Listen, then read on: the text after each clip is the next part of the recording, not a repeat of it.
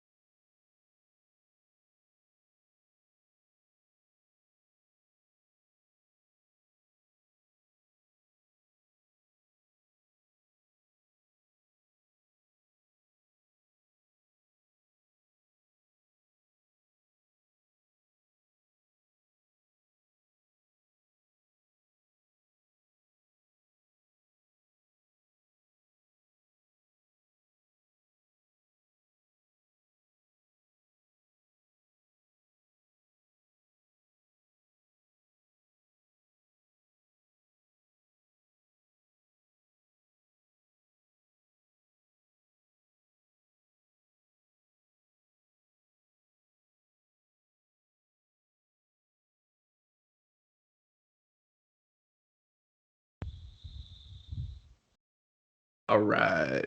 What's up, everybody? As we let people join in the chat, you are entering not the pit of Crumpin today, because we had no battle reports, no games going on. What we do have is a list review for a GT. We have Smash and Bash, hosted by our very own Jeff V, Community Bloodthirster, currently in the feed right there. Woo! That is this weekend. That Hey, is everybody. June 4th and June 5th. We have, 46 players at the moment? 46 46 players.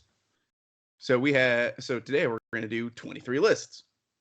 We're going to break down the first half. Not only do we have Jeff here, we have head judge Matt Robish, our special grand champion here down in the Austin Weird Knobs, and then Brian Faber, as well as myself being support Grotz, commenting here and there, but mostly I'm here as a funny man. Yeah, this is the pit of Conan, Eli. Very good. We're there you go. feeling a little mork right now. Oh, there we go. Conan. We thinking. We're doing the thinking stuff. But I'm an Iron Joust player. I only count to 5. It's okay. You're thinking strategery. That's what we're talking about. Strategery. Got it. Ooh, strategery. There you go. Got it. Well, it's fun. Do we have lists on screen? We do. Right now, we're showing Alex and his Idneth Deepkin list. Beautiful. This list is fantastic. Can we call this one I like totals? I like totals. Someone likes turtle soup a little too much. Unfortunately for Alex, there might be a couple times this weekend where he might be turtle soup. Because there are two turtles here. I know Alex has been trying to tell us to talk up the hot new turtle meta that is going to take the world by storm here. Having played against it, the Nautilus Rampage that lets them actually get to Ren 3 is noteworthy for several reasons. It gets around Hunters of the Heartland. It's actually not bad. Having giant monsters as battle line, not bad either. It's got some things going for it. One thing it doesn't have is model count. It's got 30 thralls, it's got 2 Leviathans, and 3 Alopexes. But the only leader he has in order to make that work is Lotan, so we're kind of giving up on the Achillean King.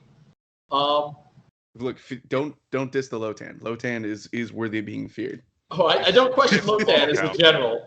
It's just low model count, but he is flooding the board with 91 wounds. The board is flooded. And let's not forget, Idneth, as far as I remember, there's still a turn 3 in that game. So that's true. In all his games. Well, so. there's a turn 3 for them. Oh. Probably not for you. Fair.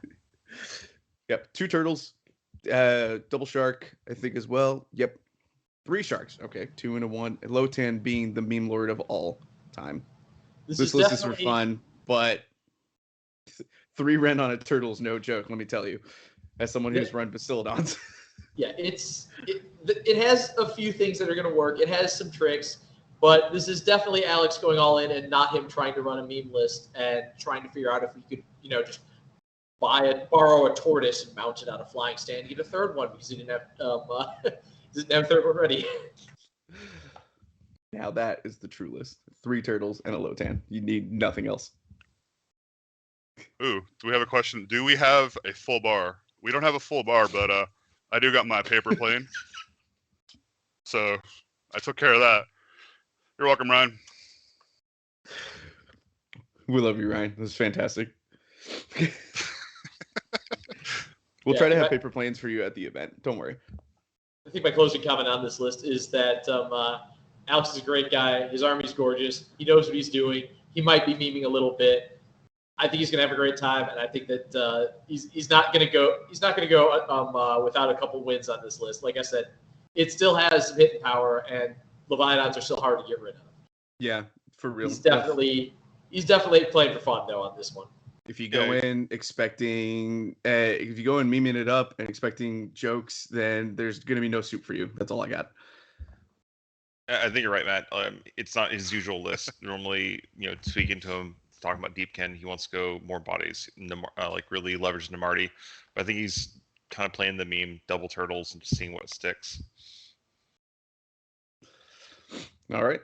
Yeah, it'll be a beautiful army. Alex will definitely be in contention for paint, no doubt. So yeah, looking forward to seeing it. It's gonna be awesome. All right, what's our next list? Looks like we have Ashley Hayden running Soulblight, Gravelords, fantastic Legion of Night, Manfred's specialty. Except, yep, there he is. There's a Manfred in the list. Beautiful narrative already. Love it. Oh, and a Kron Spine. Fun stuff. Matt, you're our resident death expert here. Would you like to tell us what's going on with this list? All right, so let's see here. Necromancer's a general. Named general. Good job. Let's see here. True. So first thing I see pop out right away is using the Warlord Battalion in order to get an extra spell enhancement instead of an extra artifact, and playing out of Legion of Night here. So the big trick that Legion of Night has is that you can basically reserve anything instead of just your summonable units and bring them in from the board edge. So there's it doesn't look like this is set up for a full null deploy, but it can definitely hide more of its key pieces off the board. Do things like outflank a big unit of zombies with the Vampire Lord and Necromancer support for it, rather than having to actually deploy them if they want. And because Manfred also counts as a general, you can outflank that Necromancer and still have a general on the table turn 1 to be gaining command points. So I can see this as a list that has a lot of options to it, because you can control what's visible and what's not. So you can try to null deploy some big threats against Alpha Strike lists. Because the grave sites and the outflank for Legion of Night are 2 different reserve pools. Every unit, that you put on the table means you can put 1 in outflank, 1 in the grave sites. So you get you only need a third of your army to actually start on the table in Legion of Night. And one of those pieces, I noticed you said the Necromancer can start off, right? Yes, normally the problem with doing that is that your general's off the table, and therefore you don't get your command points for having a general on the table. But because Manfred's also a general in Legion of Night, you can deploy Manfred. He's got his usual ridiculous mobility. He can go wherever he wants. So where he deploys on the board is almost meaningless. The alternative is if you're expecting a very heavy Alpha Strike list with a lot of high-value shooting, you can deploy the Necromancer and the zombies as a wound soak and hide Manfred off the board so that he doesn't get Alpha Striked. And again, your actual listed general is still giving you that extra command point. And I think in this list, there's some double. Brian, I think you're probably about to make the point that I'm going to make. So do you want to? Go for it. Okay. The Kron Spine also is bound to the Necromancer. So if he starts the Necromancer off, there's no chance of that thing going wild turn 1. That's which I think true. is a little bit of protection there. Yes. Yeah, and not like wild's a big problem, unless you're an idiot like me. But for the most part, you're good there. On the outflank, is that 6-inch board edge? Yes, we're wholly within 6 of the board edge, more than 9 from enemy models. Okay. Yeah, so that's pretty cool because she could have stuff off the board. Kron Spike could come up and start dealing with things and being a pinning piece or just being a pain and just being there, not going away. So that's pretty cool. Now the one thing, okay, there's a unit of 20 Graveguard that are just a little bit off screen for us. Okay, got it. So there is a big unit of Graveguard. I was going to say I'm trying to figure out what the big damage engine is, and it's It's the 20 Graveguard. That makes perfect sense.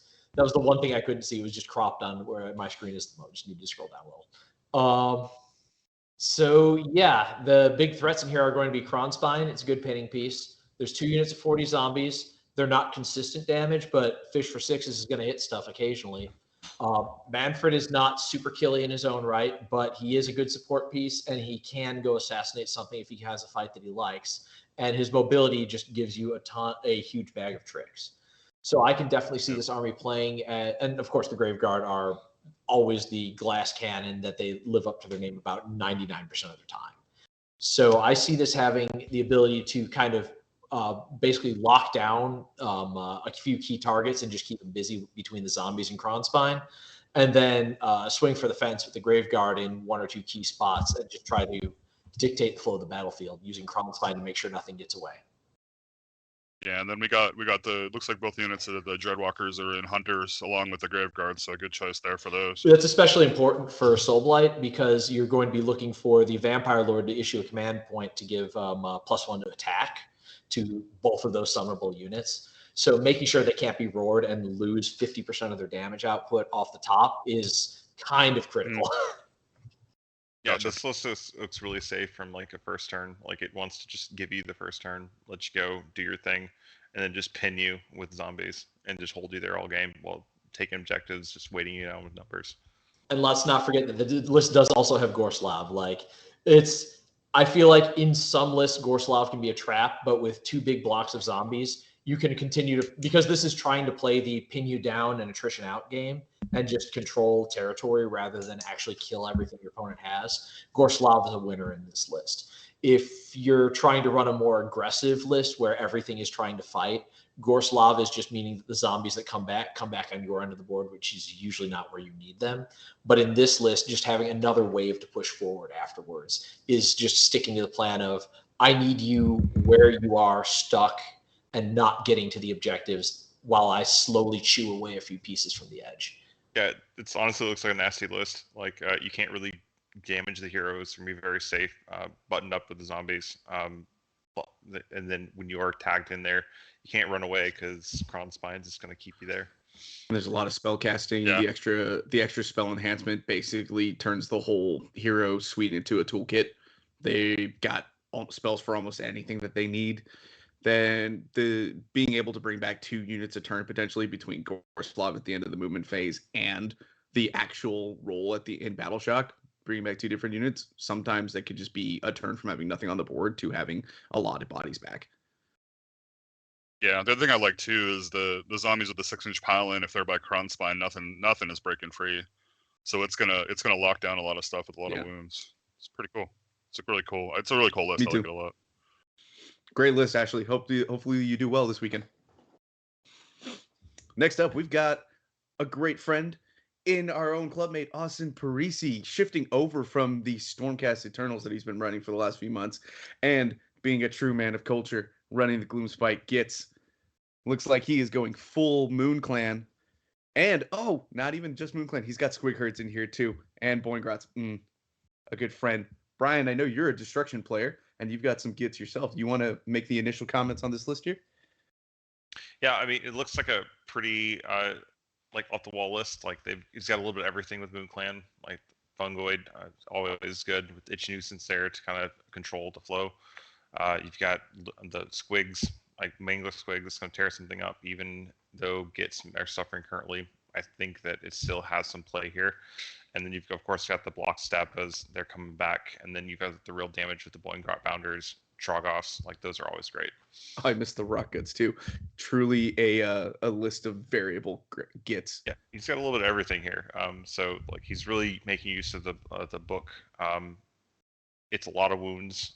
It is going to struggle in some cases to do damage, but that's okay. Like Gits, we know they're out there. They're going to be fun. Like I think. Excuse me, am I reading that number correctly? That is 190 wounds. Yeah, 190 wounds. Yep. Crap.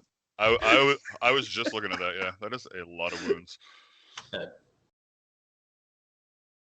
Like I know Ashley's list a minute ago had like 150 wounds or something on the table. Obviously, that's a bit of a lie, though. Yeah. Yeah. But this is straight up. This is 190 wounds. No funny business. it's a lot of wounds, but unfortunately, like I think we're gonna see some battle shock issues with this list. If he takes like a couple hits and a couple units, he's gonna have to play that game. Like, which unit do I want to save? Yeah. But that's Yeah, just kind the of plight what we of see with destruction, Gits. right? Well, is it really that big of a deal though? Because Squigherd, the whole idea is that they do damage when they flee, so you just let the Squigs run free and do mortal wounds on the way out. There's only the one big unit of Stabbers. Oh, you've got the Trogs to worry about too. So you've got a couple units. You do have some competition between it instead of just a unit that is a basically an explosive that you're just throwing the hand grenade at them, and they'll bite you, and then they'll do more damage if you kill enough to make the rest of them run. Yep. Do we know what the artifact is? The Lunestone Talisman? No, but I can look it up real quick. I think the interesting point as well here is that Austin also took an extra spell lore enhancement. 5 up mortal wound ignore. Thank you, Spencer. So he's got award specifically against mortal wounds on what is general? Yeah. The Mangler, yeah. Yeah, that's a good call. That's not bad. That might those extra wards will keep you right in your top profile, which is at the beginning and at the end, because the manglers go down and then they go up. Bouncing like everything else that Squigs do. This looks like a really fun list, Austin. May have to ditch the stream to come check it out because who doesn't love Gits? Yeah, I mean, it'll be great. If he can make you set Mangler Squig, like it's going to be able to jump in and out of combat. It'll be great. It's a great damage piece. I think he's really relying on the damage from the Trogos and the Mangler Squig to really carry the day. And you're just holding objectives with them, just massive bodies. But he's got some tech in there, Hand of Gork, to be able to teleport a unit where he needs to go, whether that is the Shaman to just get something in range for command abilities or get those Stabbas somewhere. Yeah, just whatever. The 40-man Stabbas up the midfield. Oh, yeah. Yeah, and he will get to go first, right? If Itchy Nuisance goes up, that makes you fight last, right? Fight last. Yeah, I think Brian hit on the head with hit the nail on the head with his first comment. That's a lot of wounds and a couple of pieces that do the damage with a lot of stuff that is just there to keep you busy. Getting enough damage to actually win games is going to be the challenge for this list. But if you can play the movement shenanigans between teleports and Squiggler to speed up the units, it might be. It's one of those lists where it doesn't need to annihilate the other guy to still be in the game. And Spencer pointed out in chat, the Loon Shrine has a wholly within 12-inch aura for no battle shock. So if he places that right, that could just be castling on an objective with the Moongroths, with the Stabbas or something. Yeah, that could work too. So there's some good tech in this list for sure. Yeah, I do like that it's a good, like a grab bag of like everything that Gits has too, which is I mean, it's a very, very varied I list. love seeing just a classic Gits list. It doesn't have like the new hotness of a Kron Spine or Kragnos. It's just classic Gits. Yep. Everyone loves to see Gits. I like it too.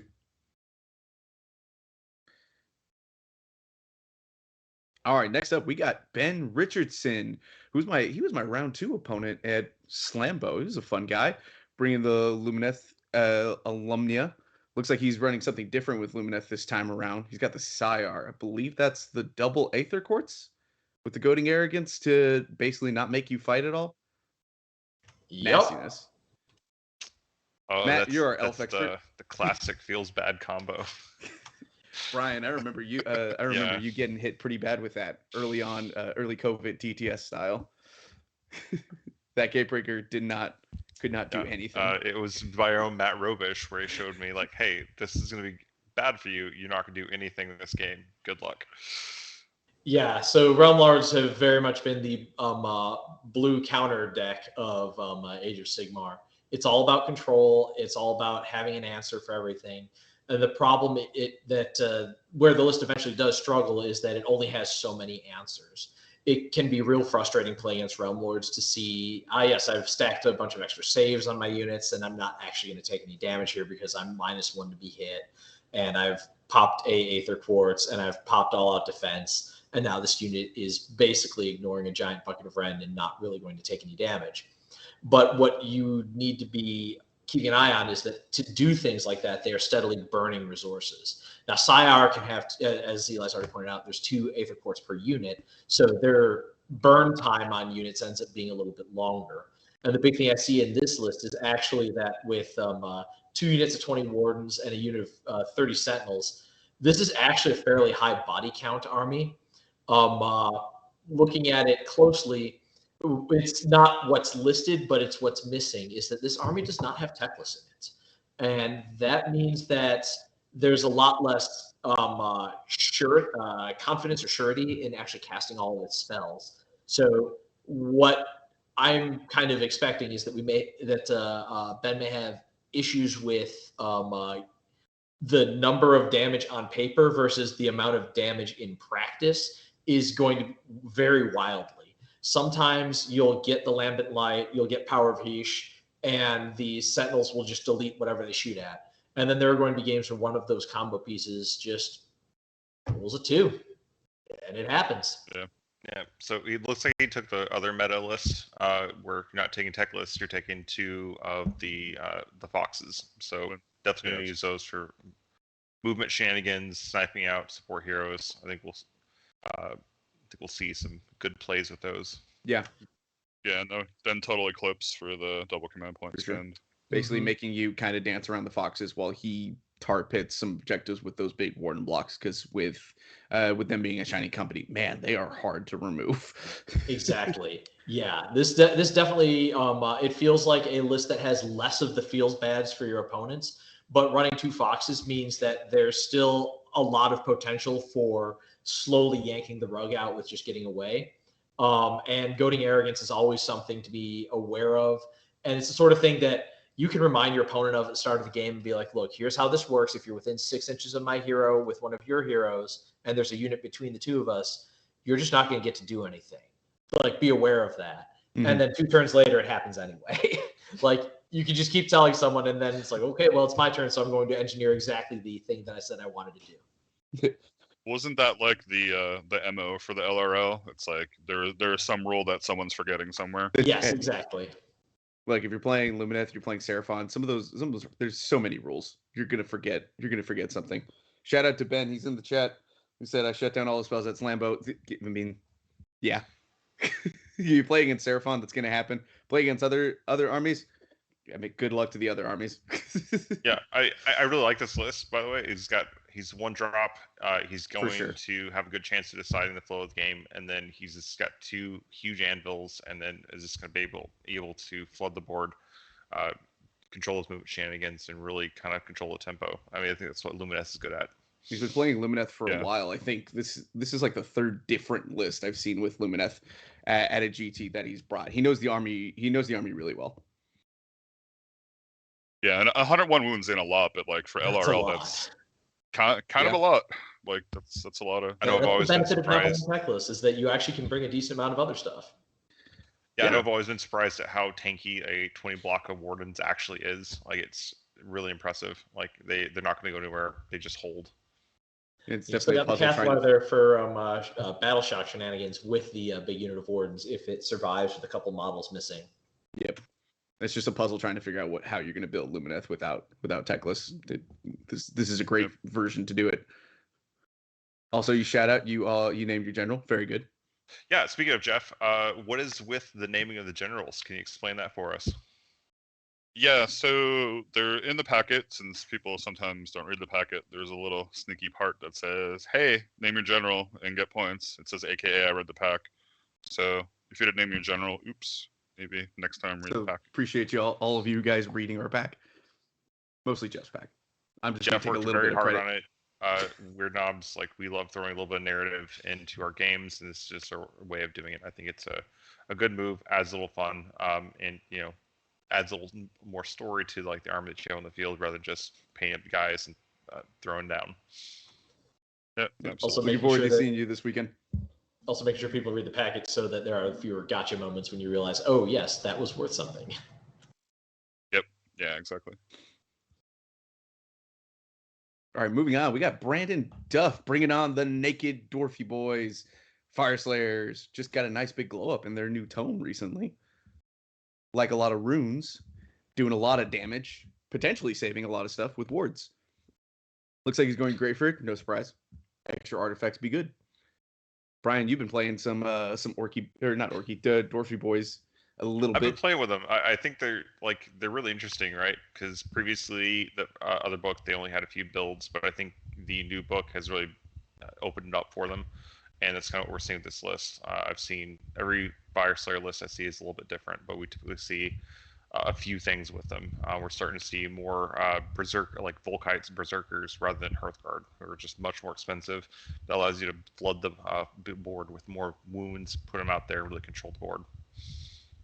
I like in this list, he's got the Runic Firewall in addition to the Molten Infernoth. The Infernoth kind of being a staple that we're seeing in lists. But the Runic Firewall is not a piece to be slept on. It's a good wall piece that you can just like block off some lanes and just keep things protected. Yeah, only wall in the game you can't walk through. Yep. Force chokeholds. And you still got a couple units of Hearthguard Berserkers that are just going to mess you up if you're not careful. Looks like a lot of min dwarf battle lines. So he's just looking to kind of just send a bunch of dwarfs out and just chop you up. The only thing. Yeah. No, go I think it's really interesting. Like he's at the command trait Avatar Voltrix, so he's looking to throw out the Molten Infernoth. If he doesn't have one, like that guy dies and pop up another one. It's good stuff. The only thing I don't like about this list, there's no Magma Droths. Come on. I love being a good Magma Droth. This is what 60 infantry models plus the Battlesmith is the guy who rallies on a 4+, right? Yes. So and are the Volkites still 2 wounds? Volkites are still 2 wounds. Depending on what weapon they have, they may be a 4-up or a 5-up save. Looks like most times he's going with the Fire Steel Hand Axe, so they'd be somewhat fragile on a 5-up save. But with they're in range at Battlesmith, they'll have a 6-up ward to go with them. Whereas you have the Bladed Sling Shields, that'll give them a 4-up save. Yeah, so having played a little bit with the Daughters of Cain rally units on a 4-up command trait, I can go ahead and say that, yeah, that's a lot of burst survivability. If this guy can just cycle units, he's going to be in a great spot. I feel like this is the reason, Eli, that you're not seeing the Magma Droths is because this is very much a survive, not survive, but it's kind of flood the board is basically the strategy, right? Right. And rotate through the different fields of units. You don't need an amazing save if you've got 120 wounds and there's a recursion mechanic in the back. It's very much the infantry crawl with support pieces. And I'm not saying it's bad. I'm just saying I like me a Fire Lizard. Put the Fire Lizard in the list. Come on, guys. I know the Seraphon guy's saying more dinos. I get it. I mean, you do have the Infernoth, and he's got a good tech piece there with the Volatile Brazier. He'll be able to throw that thing 24 inches up the board and then move it 2d6. So that thing's going to go right where it wants to be, right in the support hero nest, and then it's throwing 12 dice every 6 of mortal wound. And that can do some damage. It's a 2-drop list. It's going to be deciding who goes first most of the time. Probably the opponent. He's not going to really want to go first. He wants you to come to him and then him to come in and smack. I think if Duff can use his runes at the right time, he can do some solid work with this list. Yeah, let's not forget about Curse on there either. So when you're coming in close, you're gonna get schlepped. Yes, this definitely feels like the one big issue that this army is going to have is range. But shooting attacks mean that you are out of combat, which means that you're able to go ahead and rally easily. Yep. Like Fire Slayers have always had been kind of these. Fire Slayers and Daughters of Cain have always been the source for the roll 6s kill the hero meme, and it's because it's the plan, right? Yeah. If you can kill the heroes, it's not so bad. If you can't kill the heroes, there's a lot of support pieces to make those infantry models work. Yep. Yep, this list in general is going to have lots of options. By making the Rune Master his general, he's always going to have an additional command point. Just do the scroll rule. That's really good. I see him levying Curse with the mortal wounds on a 6 to wound, a rune that he can burn. Like that's going to do a lot of damage. So you can throw a crazy amount of mortal wounds and just do some great stuff with that. Maybe 10. And Defend the Lodge is no enemy in your territory at the end of the game, right? I believe that's right. Yeah.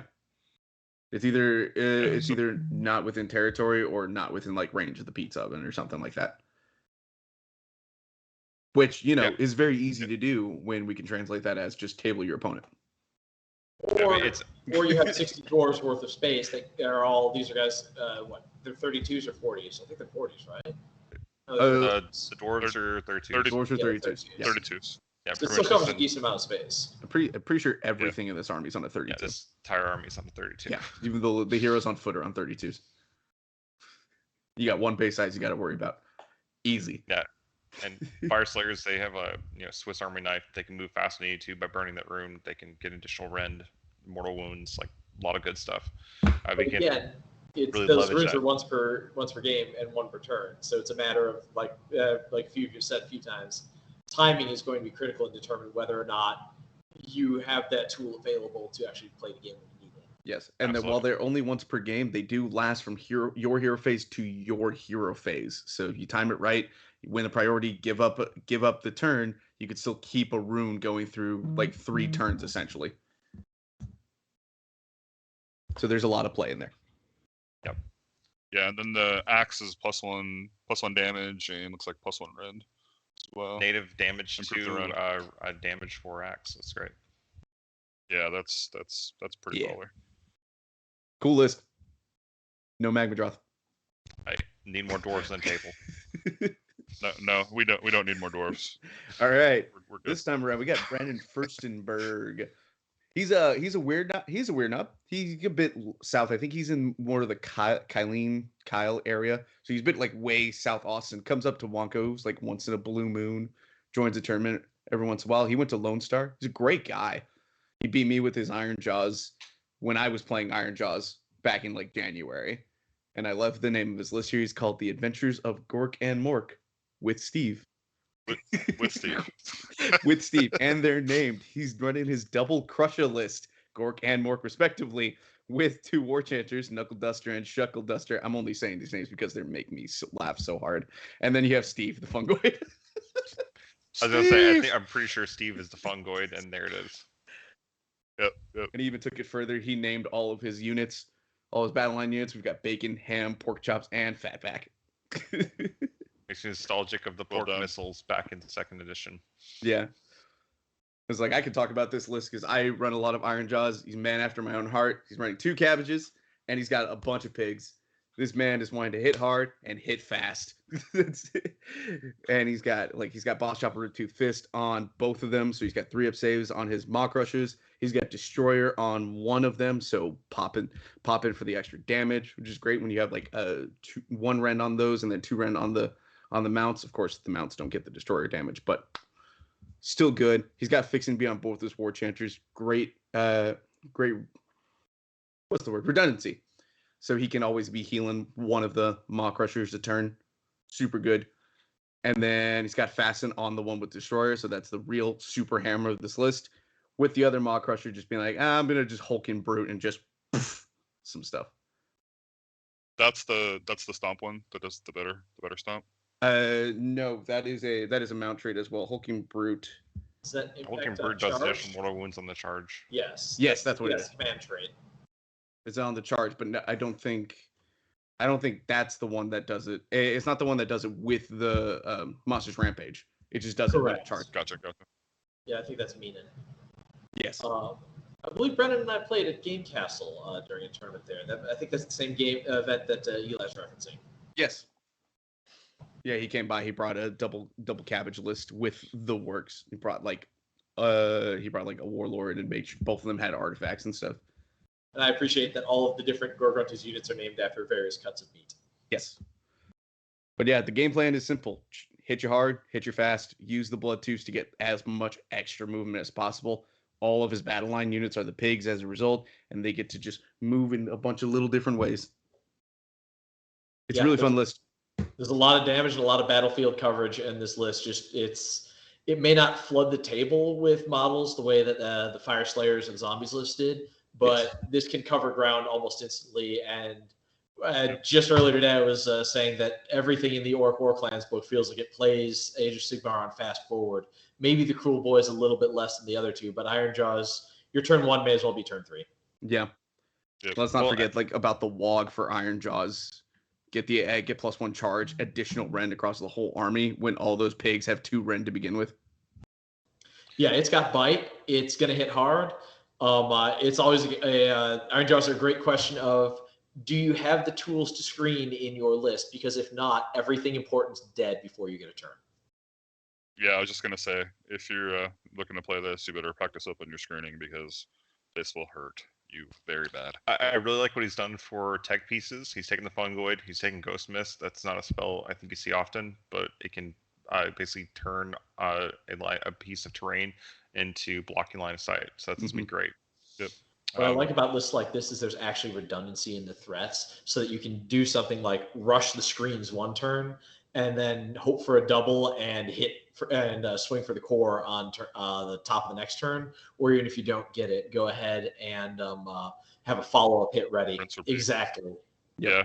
Yep. I think the only thing I would have liked to see different about this list is that 2 of those 3 Gore Grunters are smashed into a 6-man Gore Grunter unit, because you only have 2 War Chanters, and a 6-man with Violent Fury on it is just money when it hits. Because that's 19 attacks on the spears, 24 attacks on the pigs if you get them all in. You typically don't. But it just hurts. Well, the problem you run into, though, with the big unit of 6 is always that, as you mentioned earlier, Eli, Iron Jaws only count up to 5. 1, 2, 3, 4. Fist, coherency problem. Wait. Yep. Just lose the 5 wounds and then you're good. The other thing about this is that it is a 5-drop. It is using basically the threat of the army as a deterrent for not being able to choose to go first. So he is going to have to focus on counter deploying effectively. Yep. But it's a cool list. Looking forward to seeing you again, Brendan. Let's go. And now we got the big luck himself, Brian Lofton, straight from the Harambe's Heroes. This time bringing back the Bone Reapers, which are Prime Hunter's army, as he has stated on his list. So he's getting that extra VP when he does kill the big threats. He's running Petrifex because, of course. And he's running Archon and Catacross. So he's got the 2 best friends that anybody could have, along with a bunch of other stuff. Most of the time when I look at OBR, I just look at, do they have Archon? Do they have Catacross? They do. Everything else doesn't matter much to me. So I think what's interesting about this list is actually going down to what's in the battle line and units section. So I'm actually looking at this exactly the opposite way. Like, sure, there's Archon, there's Catacross, but I think what makes this list interesting is that it's not a endless wall of Mortec Guard that are just trying to tie you down and hope that a Harvester keeps them around forever.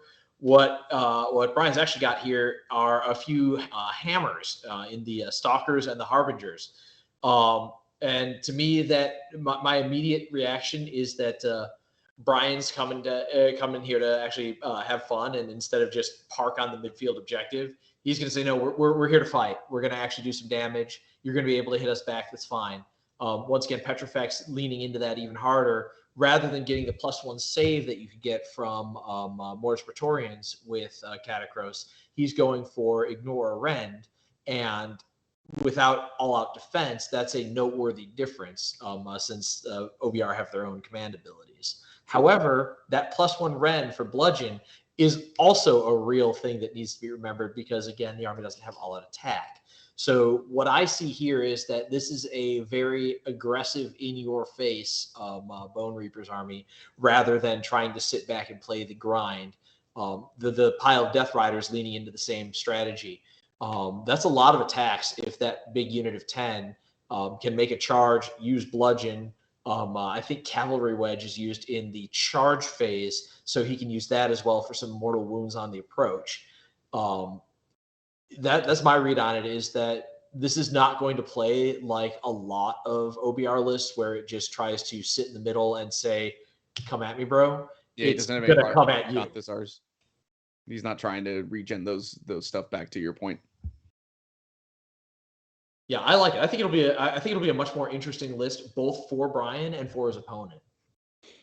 Yeah, it's cool seeing the Stalkers and the Morghast. Like I tooled around with OBR when they first came out, and those are 2 units I really like. So it's cool seeing those back in. I've actually seen Adam Harrison run a big unit of 6 Stalkers because he just loved the Stalker miles, didn't care what the profile was. He was going to find a way to make him work in his list. And Jeff, I think you remember a 2s tournament where at 1,000 points, he ran a block of 6 Stalkers. And I think it took exactly 1 game for him to decide that he liked them a lot more in a big unit. Coherency problems be damned. Yep.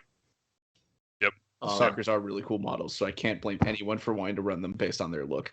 Mm-hmm. The whole army looks really cool, except for some of the derpy faces. I'm not gonna lie. It's a cool army. He's a 5 drops too, which is not too bad. Middling. He puts 111 wounds on the table. It's a little intimidating when you look at it from across the board. So yeah, it's again, it may not be the endless grind fest that you see in a lot of OBR armies, but to Eli's point, it's still 111 wounds, and 20 of them get to reroll saves. No, the Stalkers have a reroll save ability as well if they choose that stance. They could. So it feels like a lot of the rules from second edition that a lot of armies have moved away from.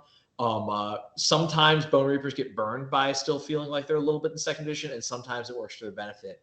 Rerolling saves is one of the places where they're definitely coming out ahead, and the command abilities that they're missing in all-out defense, all-out attack, they have alternate solutions for those, but it is definitely it's always a problem just not have redeploy. That's a big surprise that I against OBR, I'm always trying to say, do you want to redeploy? And the guy's like, stop asking that. I'm like, I'm just trying to be nice. I forgot again. I'm sorry.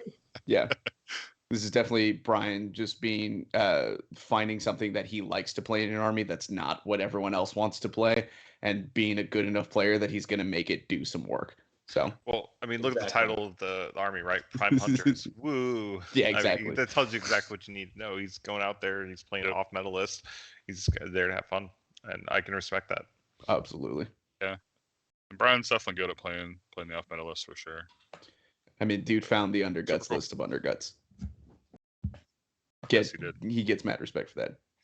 Give me a big hug when you come see me, Brian. All right. Moving on, we got Caleb Repstock, another player out of Houston playing fan favorite army in Skaven Tide, and looks like it's a mishmash. So it's mostly a Master Clan version list. He's got 60 clan rats as his battle line, keeping various heroes. And I was stopped for a second because I thought I read Lord Commander Bastion Carthalos, but which would make 0 sense. But it's Lord Commander Bastard Catheter, and I got to give you props on that, on the clever spin on the name there. Very nice. As far as this list goes, I guess, am I the resident Skaven knowledge player here? That's I think you oh are. God, that's weird. Okay, so he looks I like got he's you, doing a mishmash of Master Clan stuff. He's got a Master Boulder. He's got Arch Warlock. He's got a Screaming Bell, which is still using the old War Scroll, notably at this tournament. He's got the Warlock Bombardier, 60 Clan Rats, 2 Rat Ogres, 3 Storm Fiends, Man of Culture, and 2 Warp Lightning Cannons. Chef's kiss. Looks like this dude took a mash of all these cool units that he really likes and is just throwing them in a list. Double Battle Regiment means 2 drops, so he's going to get to dictate turn order. Probably going to help a little bit. Those Warp Lightning Cannons are going to help him being a Prime Hunter's army because, look, 12 mortal wound shots, you roll that one, something's going blasting.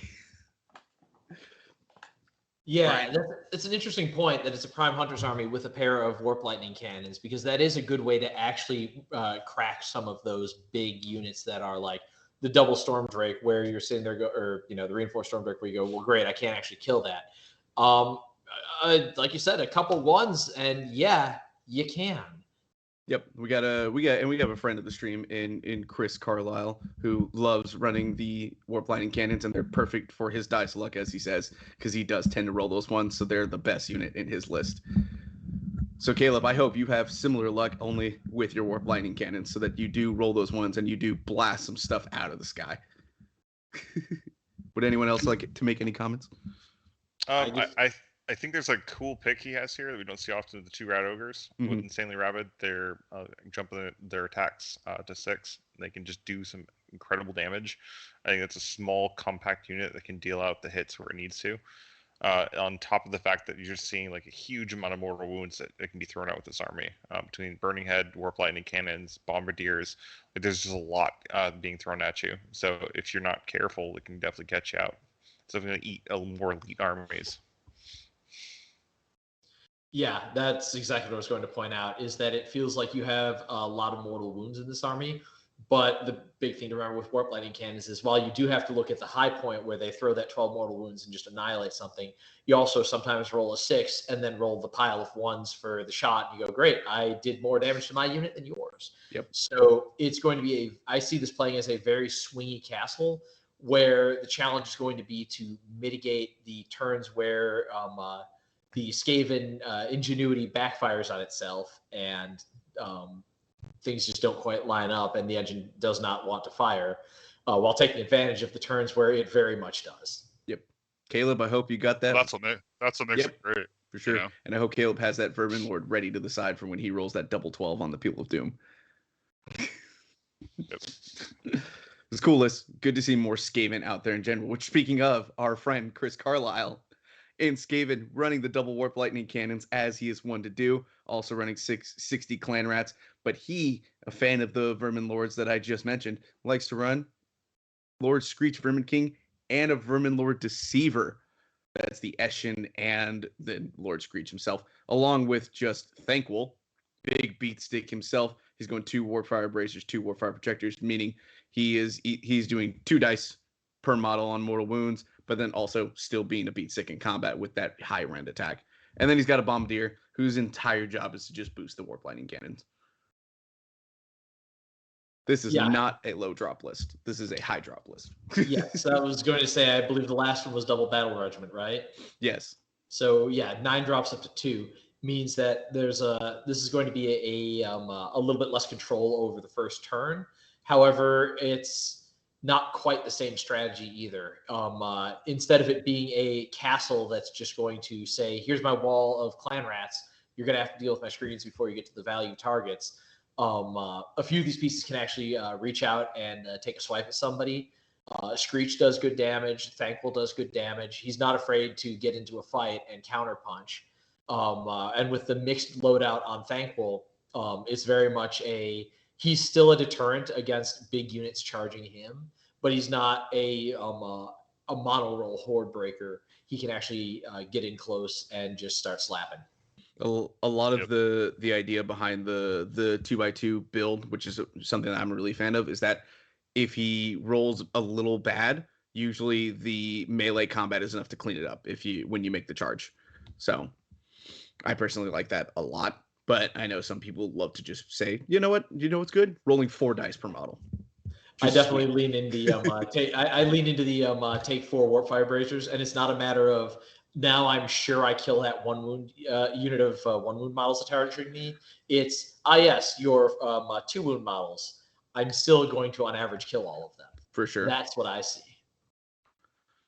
For sure. The other thing, the thing to always keep track as well, he is running the Vermin Lord one. He has the ability to get the teleport to 6 inches away. It's the shortest teleport in the game, and it is still a hero, so 6-inch rerolling charge. And I think that's also the one with the once per game ability where he can give himself like 3 rand on his attack. If you're not careful, the Deceiver can really mess with you. Yeah, and I think that's kind of just straight back to the Thankful conversation. That's why he is going 2 and 2 is because he's not looking for a mono roll unit. This is 3 big hitty monsters with some Warp Lightning Cannons behind them. So while you can look and see immediately there are 5 units that are exactly the same as the last list, and then of course also the Bombardier, et cetera, et cetera. It is going to play very differently than Caleb's list. Yep. Hero Hammer at its finest, and it's still 118 wounds of Skaven. So many high wound lists that we've seen so far. Good. People realize wound density is good. Have it on the board. All right. Yeah, the horde meta is coming. The horde meta is truly coming. Wait for that new Skaven book. You're going to see it all over the place. All right. Moving on to Chris Schelling, another friend from Houston, another Harambe's Heroes, except I don't know how to read this list, guys. This isn't Sons of Behemoth. This isn't Sons. It's not Sons. What's going on? Chris, what are you running? You have more armies? I don't understand. The man is running Stormcast, Astral Templars. Makes sense. Doesn't want those monstrous rampages. Hold the line. Looks like he's doing a Stormkeep army. So no deep striking from the sky. Good old bodied people. They count as more models. which sucks if you're running a low model count army. But he's also running the big boy himself. He's running Carlisle. I almost don't care what's in the rest of his list. He's got Carlisle. Big dragons, big fun. I like the Prime. Celestin Prime, always good. As long as because it's the only thing in this list that's going to deep strike. And Steven, you will note that he did name his character backer as Bright Hand. Yes. Looks like it's the Lord Castellan. No, I think he made it the. It would be the Lord It Castellan. is the Lord Castellan. Okay, yeah. Carlisle is technically the general, but he named another character just to make sure that the checkboxes. It doesn't matter that my character's named, and the general's Carlisle in order to make that unit of Stormdrake Guard a battle line. Ah, there it is. That's why you do it general, and that's what messed me up. And with the 5 Liberators, and the Stormdrake Guard, this list looks like Steadfast March on the Holy Command. Nice, very good with those dragons. But he looks like he's relying on Carlisle to mess up infantry units, Stormdrake Guard to kind of do the rest, and the Prime to just clean up whatever the Prime wants. Yeah, is there any limitation on what can receive Steadfast March? I know that's run in charge. I think anything can receive it, though, right? I think that's anything. Steven, you're in the chat. Tell me. Look it up. Castellan with the dragons is mean. You're absolutely right, Randy. Absolutely right. Yeah, the Stormdrake Guard are going to be very hard to shift.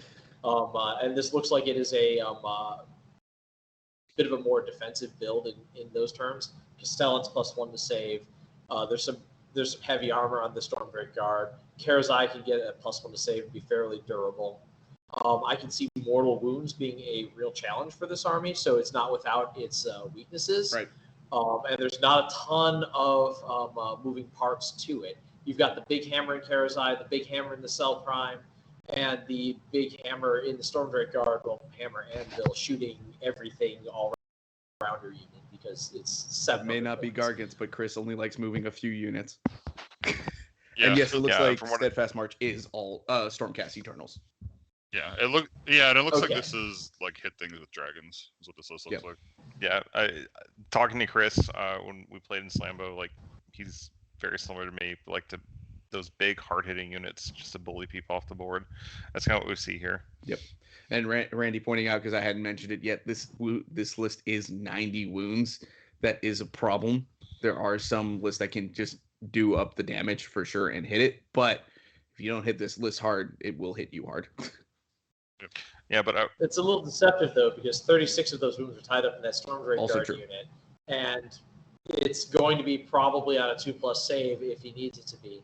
And I, having played against Chris over at Slambo, he knows what he's doing. I honestly think he outplayed me that game, and dice were the only thing keeping me Chris afloat. is absolutely, ranked I played him fourth, as well. I think. He outplayed me. Like I just was luckier. It was great. Yeah, sometimes that happens. Yeah, there was like any of the big names from Harambe's heroes. Just never take them lightly, no matter what list they bring. Absolutely. Also, yes, Steven, you're right. Hitting with Dragon is a pretty good plan. So anyway, looking forward to seeing you out there. Sorry, Brian, you got one more comment? There's like it's may not be only at 90 wounds, but it's going to dictate battles. Like with dragons being so fast, we've seen some of our local guys use those as scalpels. And I think it's going to be the same here. He's got several big scalpels, and then the delayed time bomb that is the Celestin Prime. Yes. Yeah, and with the 1-drop too, he can definitely dictate turn order. Mm-hmm. And if I had to choose 90 wounds in plate mail or 110 in clan rank shields, I'll take the plate mail. Play mail good. And we're looking forward to seeing you around, Chris. I might double take every time I walk by your table, but still be cool. All right. I'm sorry if I butcher your name because you're playing a fantastic army, but this next list is Conan Quezada. He's running the mighty, the beautiful Seraphon. Best army in the game. Love it. From an aesthetic standpoint, clearly, it's a narrative army. Running Hector and Sarah, the engine of the gods. He's got Prime War Beast. He's got Fusil of Conflagration, Beastmaster. He's putting heal on that engine of the gods, though. He's not putting curse. Not putting curse. That is a real question mark there. But he's got Lord Croak. He's a man after my own heart, or person after my own heart. He's great, and he put Stellar Tempest on there. Now, notably, if you don't realize, Lord Croak is so good, he does not need to know one spell. He knows all 6. He's incredible. He's got his Skink Priest though. Anytime Ashleth Bear, he is looking to extend that range. The only thing he he is limited by is just where Croak is. No arcane tome, extra range shenanigans. He's got guidance on the Skink Priest though, so he's looking to get extra command points. Makes sense. Seraphon's a command point hungry army, and then the man is running Stegageddon with the Bastillodon. 3 Stegadons, all with the bow. Bastillodon with the solar engine, and he's got a burning head. Good. Smart players take burning head when you have an extra 6 inches of range. Love it. 2 drop. Been on the receiving end of that from Eli too many times. That's a good Very combo. good combo. Yep. I'm sorry. Do you like D3 area? Do you like AOE D3 mortal wounds going 21 inches out? Yes, I do very much. Yeah, the 20-point cruise missile that you can fire every turn, not a bad bargain. To your point about heal versus curse, in this list, I actually agree Yes, with I heal. do too now that I've seen the rest of the list. Now that we sit and look at it and see it's Stegageddon, yeah, exactly. Yeah. He doesn't have this list does not have the volume of attacks that your build does. So heal with all the monsters makes a ton of sense to me. I think that's a cohesive Absolutely. plan. And with the guidance prayer to keep up the command points, which is something that you're definitely going to want to be doing. That End of the Gods is not going to be a get the hammer afterward stuff. That End of the Gods is going to be up there with the Stegadons, and they're looking to march and do impact hits and absolutely just run people over. That's what it wants to do. And it's a 2-drop list. It's giving the turn away so that you get close to the midboard so that it runs you over with 4 monsters. Yes. Now, so 5 monsters, right? You've got the engine, the Bastillodon, and so there's 5 monsters. Bastillodon's not getting into combat. It's not running you over. But it's still 5. So that's the problem, though, right? Is that this is 5 monsters and what? 2-3 other models? 2 other models. 3 other models. Yeah, 5 monsters and 3 other models. Yeah, 3 other Croak, Skink Priest, and Astrolith. Croak's definitely not getting close. There's no Temple Guard to take the hits for him. So I think that Bastillodon might actually get a lot closer than it likes, just because you've got to claim objectives. You can't sit back and have the artillery not on some kind of point here. And especially with all the zombies and clan rats that we've just taken a look at. Even Alex with his turtle power list had 30 Namarti, and that's going to outbody this list just with the Namarti. So it is definitely looking at high damage. I'm wanting to clear there are a couple glaring errors that I'm going to call them errors because I think they're too good to be missing. It has no Star Priest, so it has no Hand of Glory. There's no chance of getting reroll ones. It is, and once the monsters go down, because those Stegadons, they're not really that tanky, and you can give up a lot of VPs just by them going down. Once they go down, you're wholly reliant on Croak doing damage, and I can tell you from a lot of experience, every miscast you roll with Croak hurts when you're invested in Croak. Yep. Yeah, especially without a retinue to protect him. That can go sideways. Yeah, there's some pretty good damage dealing units in the game that can focus fire on Croak. Not having the extra 10 wounds really hurts. Yeah, it's weird not seeing like the sea of skinks, but it's kind of cool. I dig it. Yep, I can respect it for sure. I think this is going to be a fun list. It's going to be a fun list to play against. It's going to be a much more in-your-face Seraphon that's just looking to trample you. And it's got the gas to do it. Raw dinosaur. I like it. Still got a slam. It's just Croak. I can. The only other than the body issue, I think if it runs up against a army that wants to save stack, it might run into a few problems because we're seeing -1 rend at best. So it's going to be very easy to tank some of those high damage attacks that we see coming from the Stegadons. Yep, he doesn't have the volume of mortal wounds to kind of make up for the Ren, but he does still have Croak. So every Chaos Demon army, beware. And there's Engine of the Gods, and there's the Realm Shaker engine. So you're looking at the ability to potentially, if something's near terrain, triple tap it with D3 mortal wounds. Yep. So it still has the ability to take out some key support pieces and put some precision damage where it needs it. But yes, this list is not going to go, all right, that's a block of 30 Blood Knights. 30 wounds and 10 Blood Knights or something like 30 that. Blood Knights. I'm just going to ignore your... Why not 30? You're just seeing like the rest of us have heart palpitations at Matt saying 30 Blood Knights. I've seen the list. But on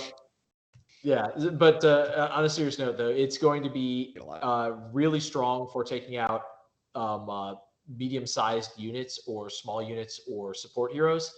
And as already pointed out, heavy armor is going to be a bit of a rough target, especially if it's a big unit with heavy armor like those 4 Stormbreaks we just saw. You're hoping to hit those 3s on all your D3 mortal wounds. Which, I mean, you are getting a lot more impact hits with 4 monsters that can charge and do impact hits. So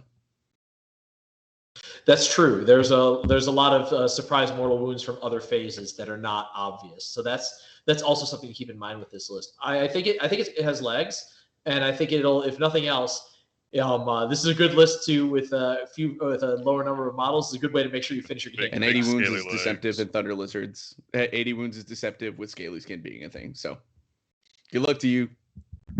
I will be watching your list with interest.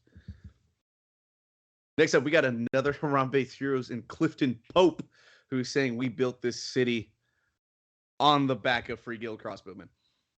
Looks like he's running a Living Cities list. He's got Duralia, the Free Guild, Sorceress, no Kronspine, so no Sorceress, Kronspine tech, and then 30 Free Guild, 10 Free Guild, 10 Dread Spears, and then 4 Fulminators, 4 Stormdrake Guard, because this is Living City. What else are you going to run?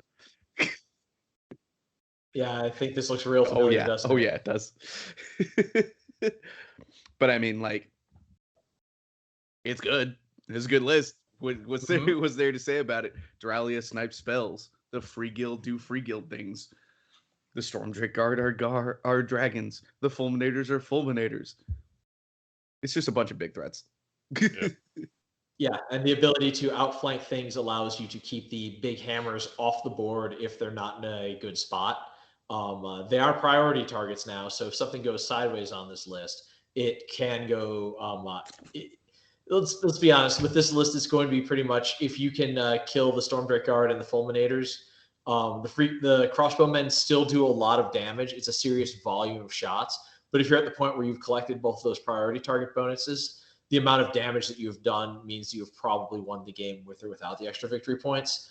And if you can't, you probably haven't. It's Living Cities. I believe this is a 1-drop. I think that the version Gavin had originally run had 2 units in Hunters of the Heartland. So this is looking like a 1-drop version of that. Same units, though, as far as I can tell. You might be right. It might have been a 3-drop list that Gavin was running, which I want to say the Stormdrake Guard and Fulminators. I want to agree, which was, at LVO, that was good enough to dictate priority most of the time. Clifton just decided he wanted to dictate priority every time. Yeah. With Living City, it's a serious, difficult challenge, right? The Stormdrake Guard really want to get down to the 2+ save with all defense, but Living City is very much, probably 95% of the time, is looking to just go second, give away the turn, and see if you can roll for the double turn and just make a decisive blow and end the game right there. There's volume damage in the Free Guild Crossbowmen. They're great for popping a screen. Fire and Melt Away allows the units of Stormdrake Guard or Fulminators to get an extra move forward, or you can use the pregame move hero phase move from the Stormdrake Guard to get them into position, outflanking the Fulminators, open fire with everything, and then make another move with the Fulminators again, such that both the big hammer and the big anvil are making a alpha strike at the bottom of 1.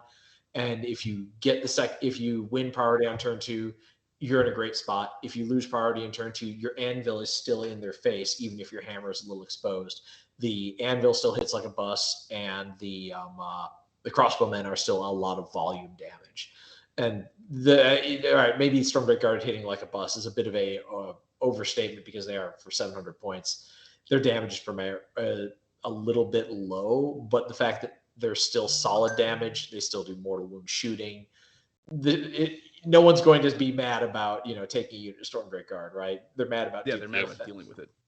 Like, we understand why you're taking the dragons, but I don't like that you're bringing the dragons. Well, speaking of dragons, one of the interesting things I think that we've seen this list is all obviously about the hammers. Like, crossbowmen reach out, touch you. Fulminators do Fulminator things, but he went with the Warblades on the Drake Riders rather than the lances that we'd normally see for that alpha strike. Yes, I think I guess he's expecting to more attacks. I guess he's expecting to have them stick in combat and hold while the crossbowmen shoot. So I think that's probably a deliberate choice there. Yep. Well, that's my point, saying they're an anvil. Their damage is not bad, but it's not 700 points of damage, even if once you incorporate the shooting. They are the anvil, and that's, I think, why they have the swords instead. They're there to keep you busy. I've seen people in the chat being like, he wants them stuck in. That's why he's taking the swords. Yeah, they're there to block, hold something down, and then just shred it. Mass attacks. And it's 125 wounds. You still got to deal with. Some of it's on good saves. Some of it's just bigger volume. Some of it is just a lot of bodies. No, it's a good list. And as much as we've talked about the 3 big obvious threats in there, Dorelia is easy to lose in the mix, and she's no joke in her own right. Yeah, true. It's good stuff. It's a good list. You're just hoping you pilot it well, Clifton.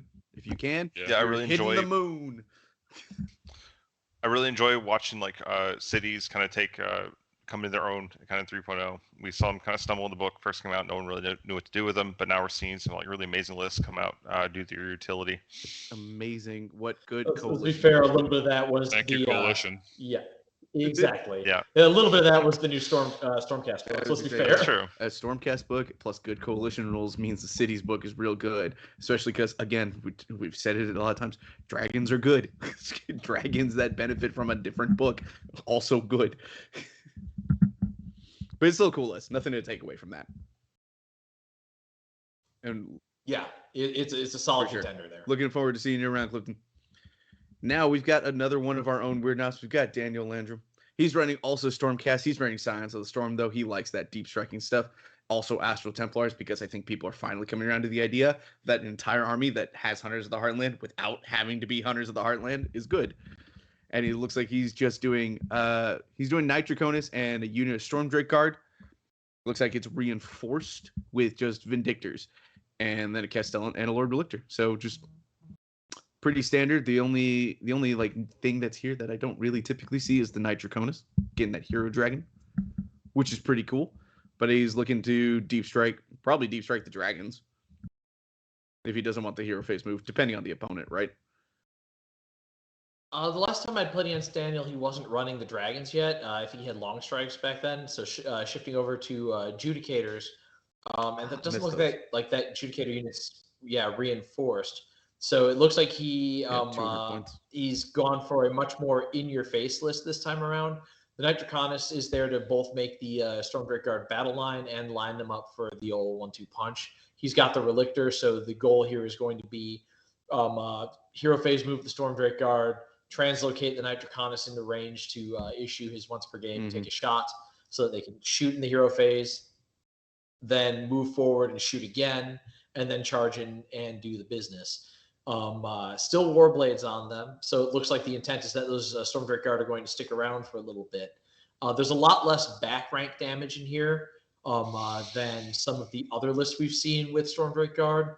So to me, this looks like it is very much it's almost a battlefield control list instead of a giant hammer. There's basically a alpha strike in the Relictor, Draconis, and Stormdrake Guard play. And then after that, the idea is that Castellantis buff the save on the Stormdrake Guard.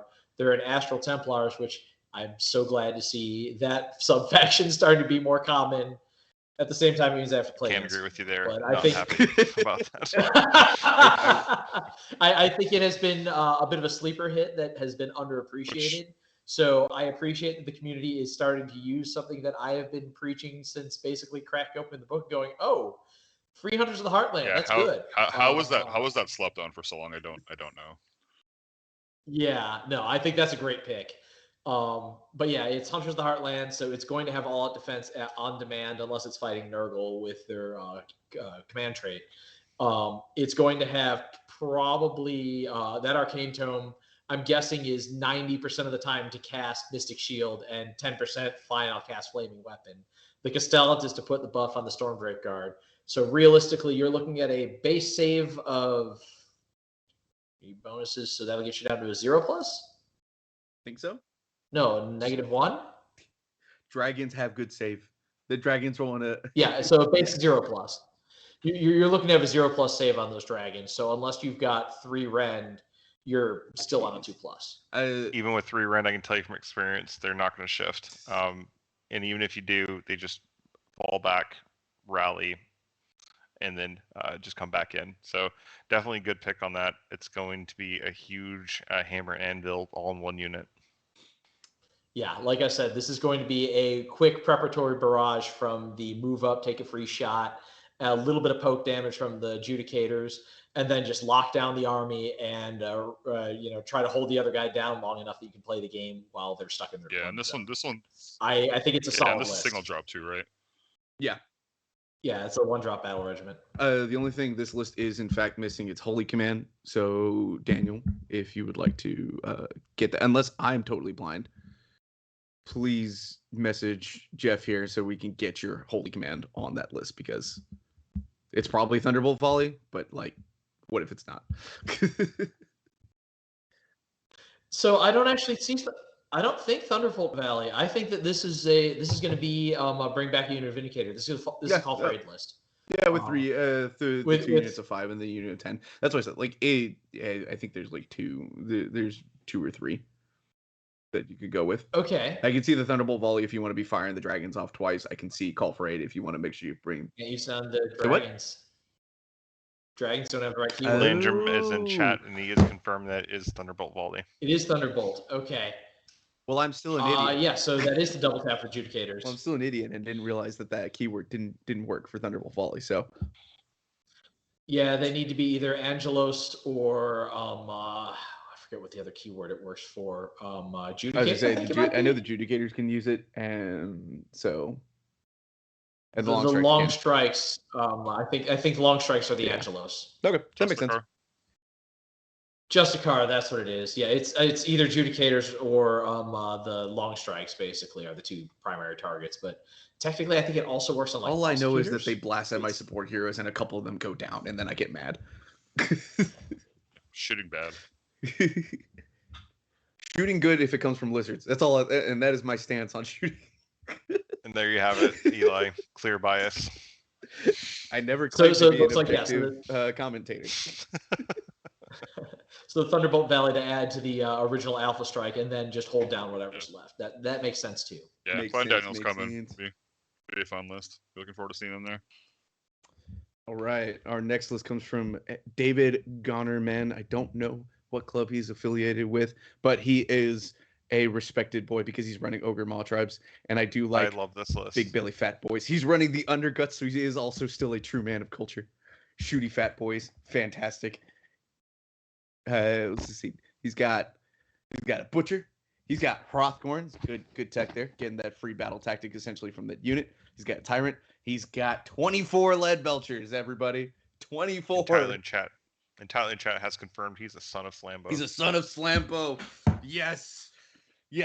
Okay. So I do know this, David. It was just the last name that I did not recognize. Fantastic. Good to have you come in, David. Bring in the big fat boys. He's got the 3 Yeeties, where the Man Trappers, 40 Noblars, good screens, and putting things in Hunters and Warlord.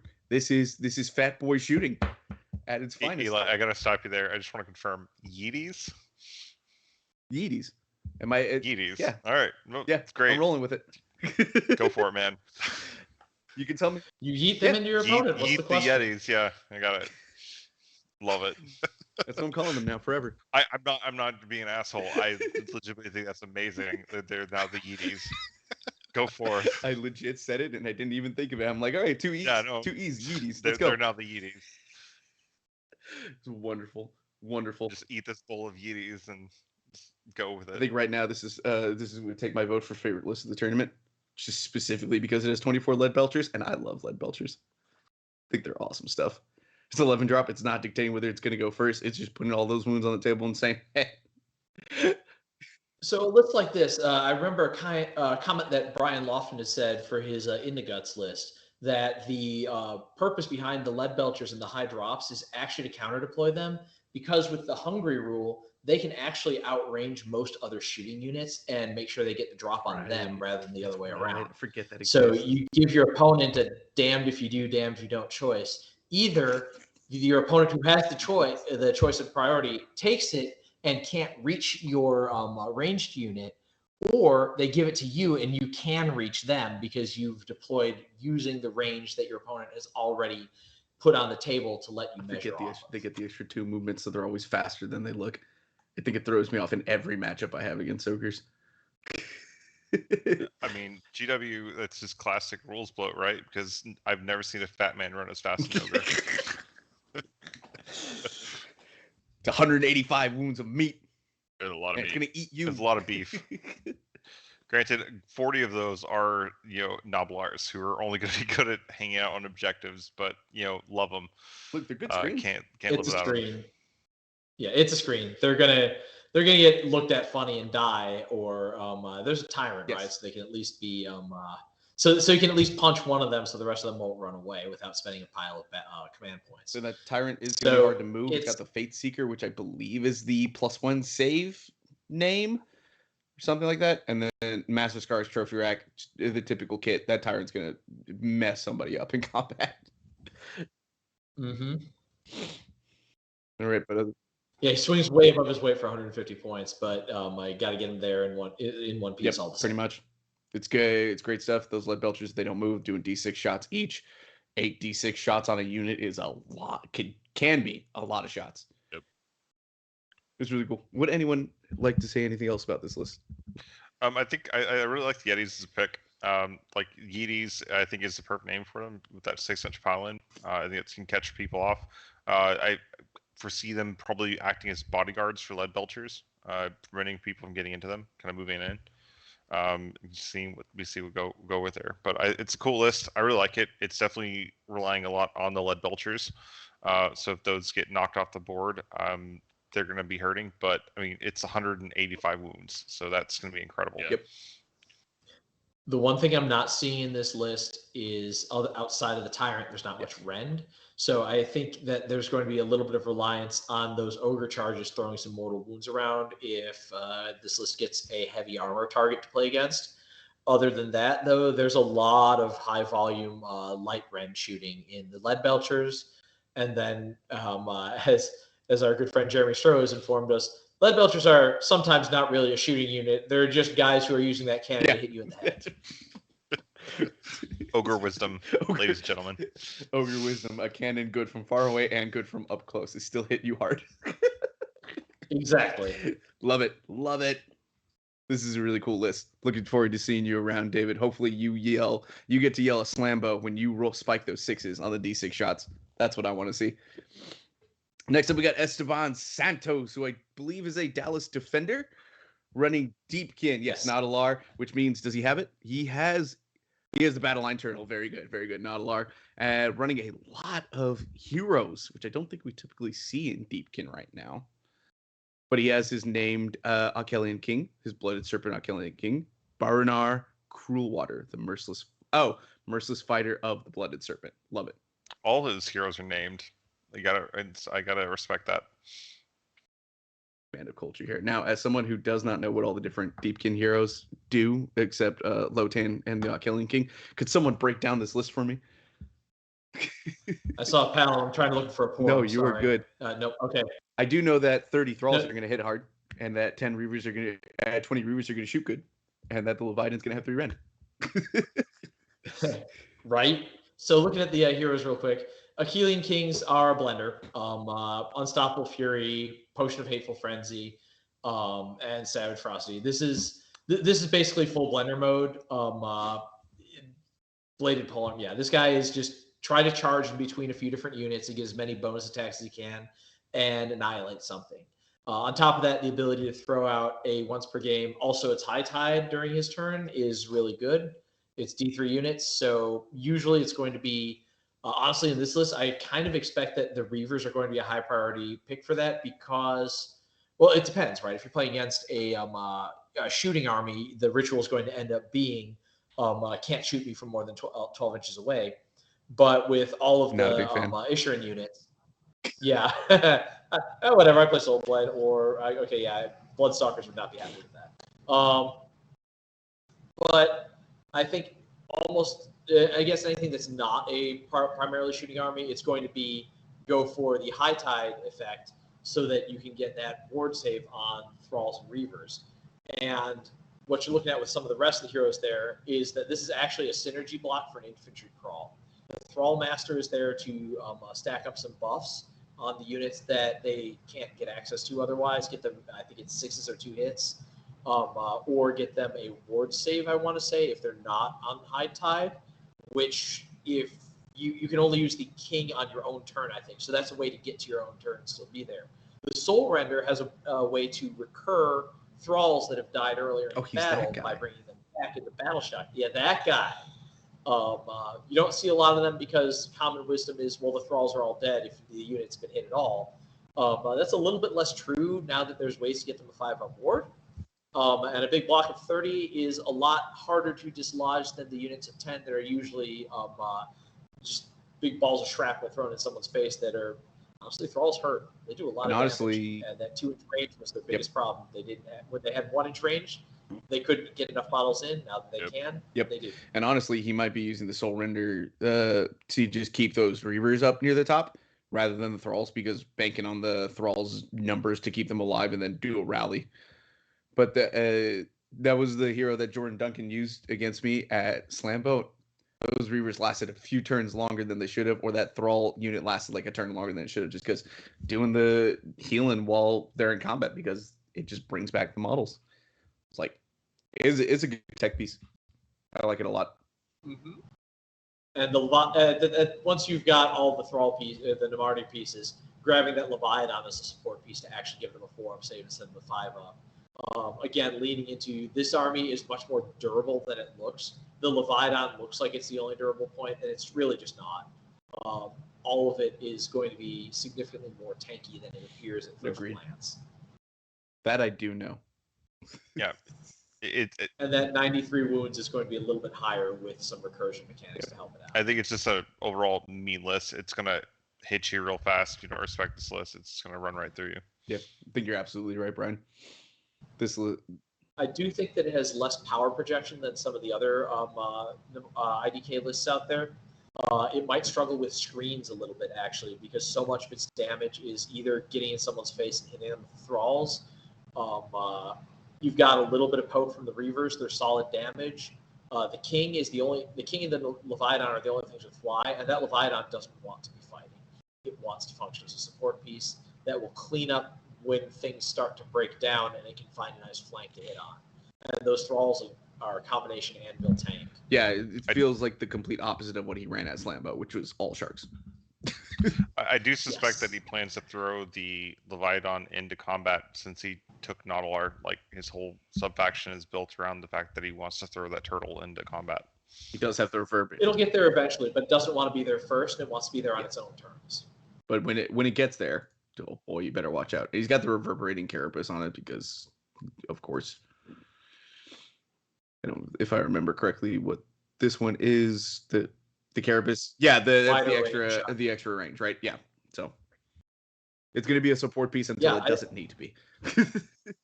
I think it's a solid pick. It's a little off meta because it's leaning into the Namardi wave while still playing out of Nautilus. But I think the decisions behind the list make sense to me. I can see it struggling with magic damage that can actually pick out all those support heroes, but shooting won't be able to due to Forgotten Nightmares. So it all has to come from basically non-ranged profile attacks if you're going to get rid of the support Just pieces. Shoot the closest unit dead. Which means mostly Seraphon. Well, and be within 12 inches of with that still on the alive. Yeah. Only one turn. Edge of the Gods don't care about Forgotten Nightmares. Yeah, I think that this is off meta, but it looks solid. I think this is a good list. It is a main list. And Esteban, like, I remember he was playing Deepkin in 2nd edition too, I think. So he knows the army pretty well. Never count someone out in Texas who knows their army. Yes, absolutely true. All right, moving on. Okay? I see the name. I need to know what's the meme. We have Evan Miller next. And yeah, Matt, you said before first line, there it is. Was your favorite list? Well, this would be, I think, mine and Jeff's. Okay. So I'm looking at it just a little bit at a time, just revealing a little piece into it. We have Core Tide already, not Reapers. Fantastic. Pillars of Belief. Okay, got to give the priest a little see up. Foreground. There it is. There it is. Yeah. The man, the myth, the legend. Yeah, gotta love the Slaughter Priest names too. Skull and Blood. So great. incredible. Yeah, I feel like this was a love letter to our very own TO Jeff. Yeah. That's got us here. He's really playing for those sympathy points. He got all of them. Like seriously, every event that we have, Evans is always the first list I look at. Because Lone Star, he ran like all the Cruel Boys with all the crossbow guys. Like I just love his list. His lists are crazy. Yeah, at Slambo was what 27 units of Bolt Boys. Yep. At Lone Star, he ran 4 Wargog Prophets. Like, Yeah. Austin, he went like a whole troll mob. That's great. yes, he was doing 4 and 1. And these meme lists are not to discount that Evan's a pretty good player. So it's a meme. Yeah, it's always a meme list, but it's always a meme list that he'll end up going with a positive. Yeah. So Gortide, I mean, his guys are going to get, I think it's extra damage when they're near objectives, because you usually don't see that one. Vorgaroth is on a 3-up. He's 30 wounds, 10 bravery. Now, what do you do when the model doesn't fit in the deployment zone? I believe you have to still just have it touch the back edge of the base and have it fit in as much as possible. Someone was asking that in chat, so I thought I'd go ahead and answer that question. Gotcha. So Corgus Cole for the 8-inch pylon. Nice. Slaughter Priest, of course, with D6 mortal wounds. Brown Flesh is +1 to save. Killing Frenzy +1 to hit. Heal. I don't remember what the Thornbreaker's Torque does. That was Slaughter Priest, yeah. Thornbreakers too.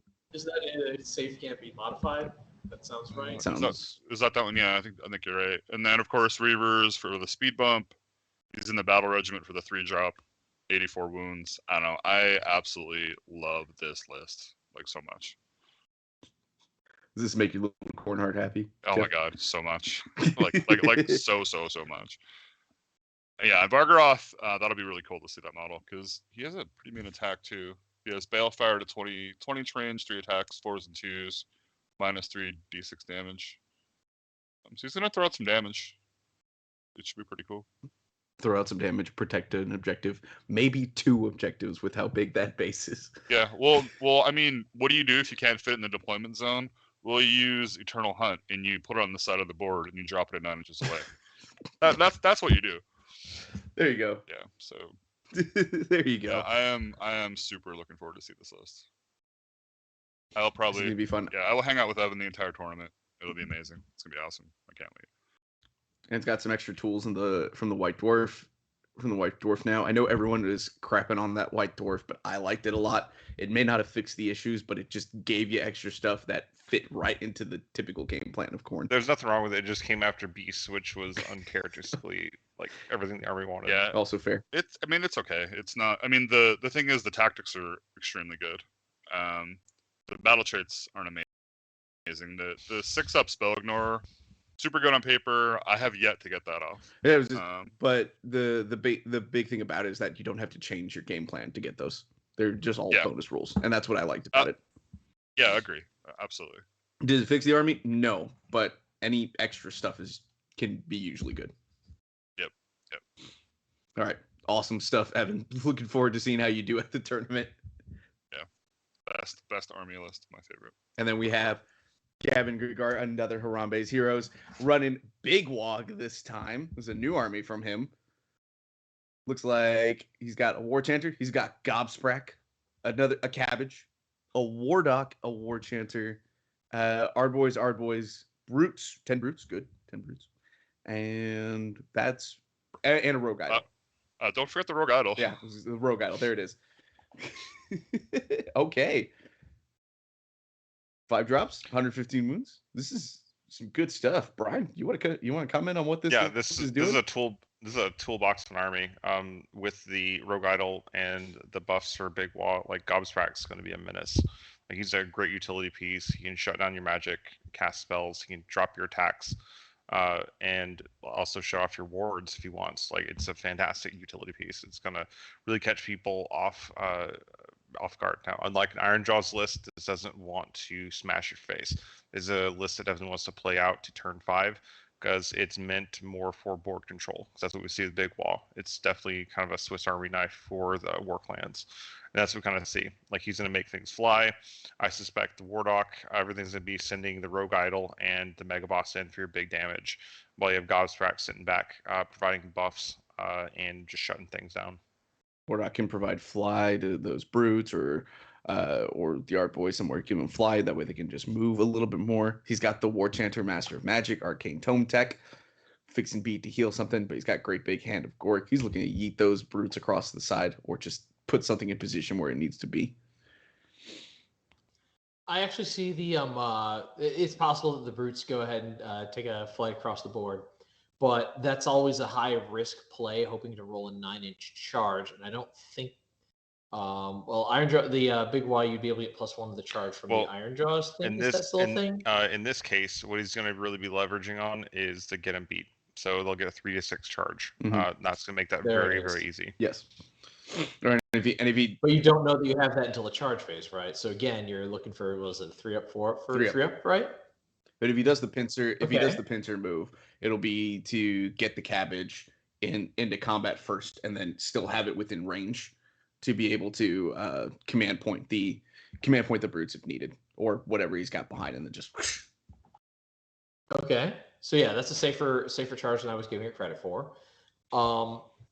I still think that it looks to me like a counterpunch unit, and the list as a whole reads to me very similar to a lot of things that we talked about in 2nd edition AOS, where the goal was to have 3 hammers. And that's exactly what this list is. You've got your brutes, you've got your Rogue Idol, you've got your Mega Boss and Maw Crusher. And then you've got the support pieces and screens to let them do their jobs. Yep. Absolutely. I think that this is a little bit lighter on screens than I tend to play. But from what I've seen of Gavin's list, he usually tends to go for the more positioning focus on how his screens are set up, rather than my angle is usually just sheer number of bodies.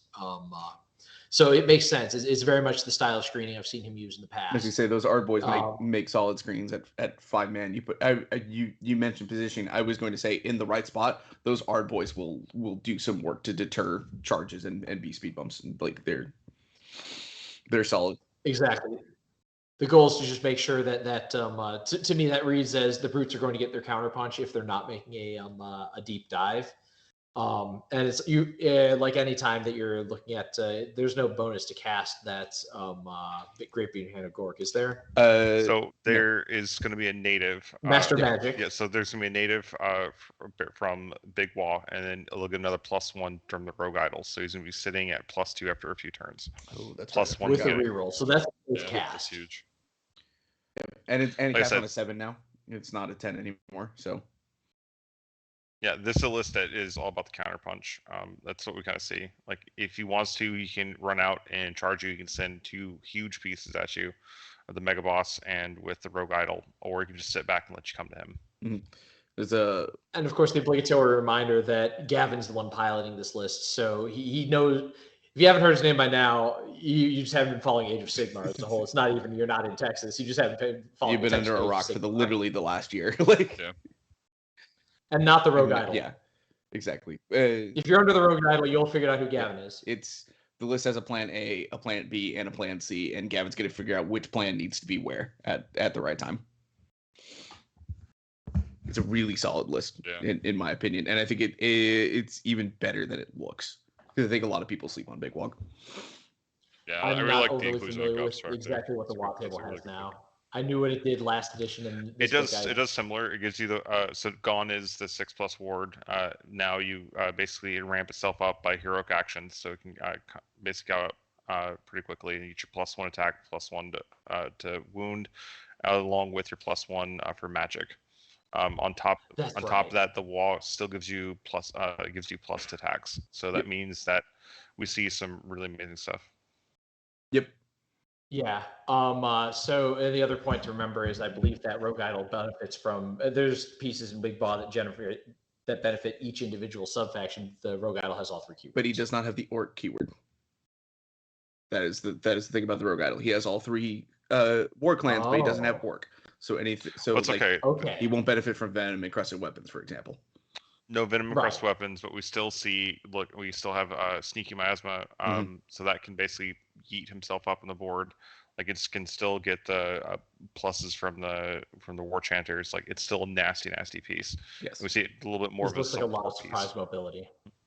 All right, let's move on to the next list. We can keep talking about this list Yeah. all day. But next up, we do have another Soulblight list from Hunter Atkins, who I believe is a son of Slambo. He's running Virko, so he liked getting those reroll to cast on his vampires. He's got Manfred, Vengo Lord, Necromancer, Neferata, White King, doing a big full hero suite with a shit ton of Graveguard. Oops, all Graveguard. So, yeah, this is hammers, and Yep. hammers. Yeah, all gas, no Yep. brakes. This is a very different Soulblight list than I run. Very different from what I we're think this used will to. be a lot of fun. Yeah. So a lot of big. So still all the support pieces you need. No Vampire Lord on No. foot. That's actually really handy for this army. But with Neferata and Manfred already demanding a lot of command points, I can see dropping it. It's Virkos, so it could have been a pack alpha. None of the heroes are from Virkos, so you won't have general redundancy. So given the rest of the list, I agree with not taking the Vampire Lord as much as it pains me to leave behind that +1 attack. That is a vulnerable general in a list that is too command hungry to lose that command points.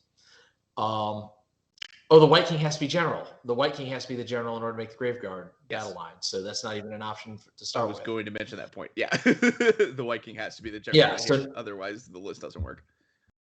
Yeah. Okay. So yeah, it's two big hammers from the Graveguard, another big hammer from the half-size unit of Graveguard. Manfred, Neferata, and Vengorian are all kind of the tanky anvils for the list. But at the same time, they are not super tanky anvils. Neferata's going to be able to let one of them ignore Rend and give out a -1 to hit aura. Manfred's going to get +1 to hit, +1 to wound aura. It's a lot of overlapping buffs. It's a lot of synergy pieces, and the Graveguard are going to be the big hammer. It looks like it'd be a fun list to run. The shortage on screens would concern me from a let's go for the throat and play a 5-0, but from a I want to go have fun at a tournament and I want to still be able to compete. I think this list hits that. This is like you said at the beginning. This is I wanted to run all hammers in death. Let's see how it does. I think it's really and there's enough mortal wounds here. I can see working. I think it's a really cool list. 50 Graveguard are going to throw people off. 50. Now, Matt, I do have a question for you. I see that the Vengorian Lord has Vilnius Fang, but with the named characters we have, does it work? Because it says adds 1 to charge rolls for the bear for each other friendly Virkos Dynasty vampire hero on the battlefield. Oh, that's a good catch. There are literally no other Virkos vampire heroes. Neferata's Legion of Blood, Manfred's Legion of Night. The Necromancer's not a vampire. The White King's not a vampire. So it just gets +1. Yeah, that doesn't do anything. No, it's other. No, it says other, doesn't it? So it's +0. That is +0. That seems like either a oversight or a misclick, and we should probably get with Hunter and figure out which one. That's a good catch. That is a good catch. Hunter, if you're watching, please get in contact with Jeff, because nobody wants to play with an artifact that does absolutely nothing. Yeah, I got a list going. So okay, I'll take care of it. Otherwise, I honestly I hope this list at least goes 3 and 2, because it would just be really cool to see this list just do well. I mean, I love it. It's a Soulblight list that'll finish its games in an hour and a half, one way or another.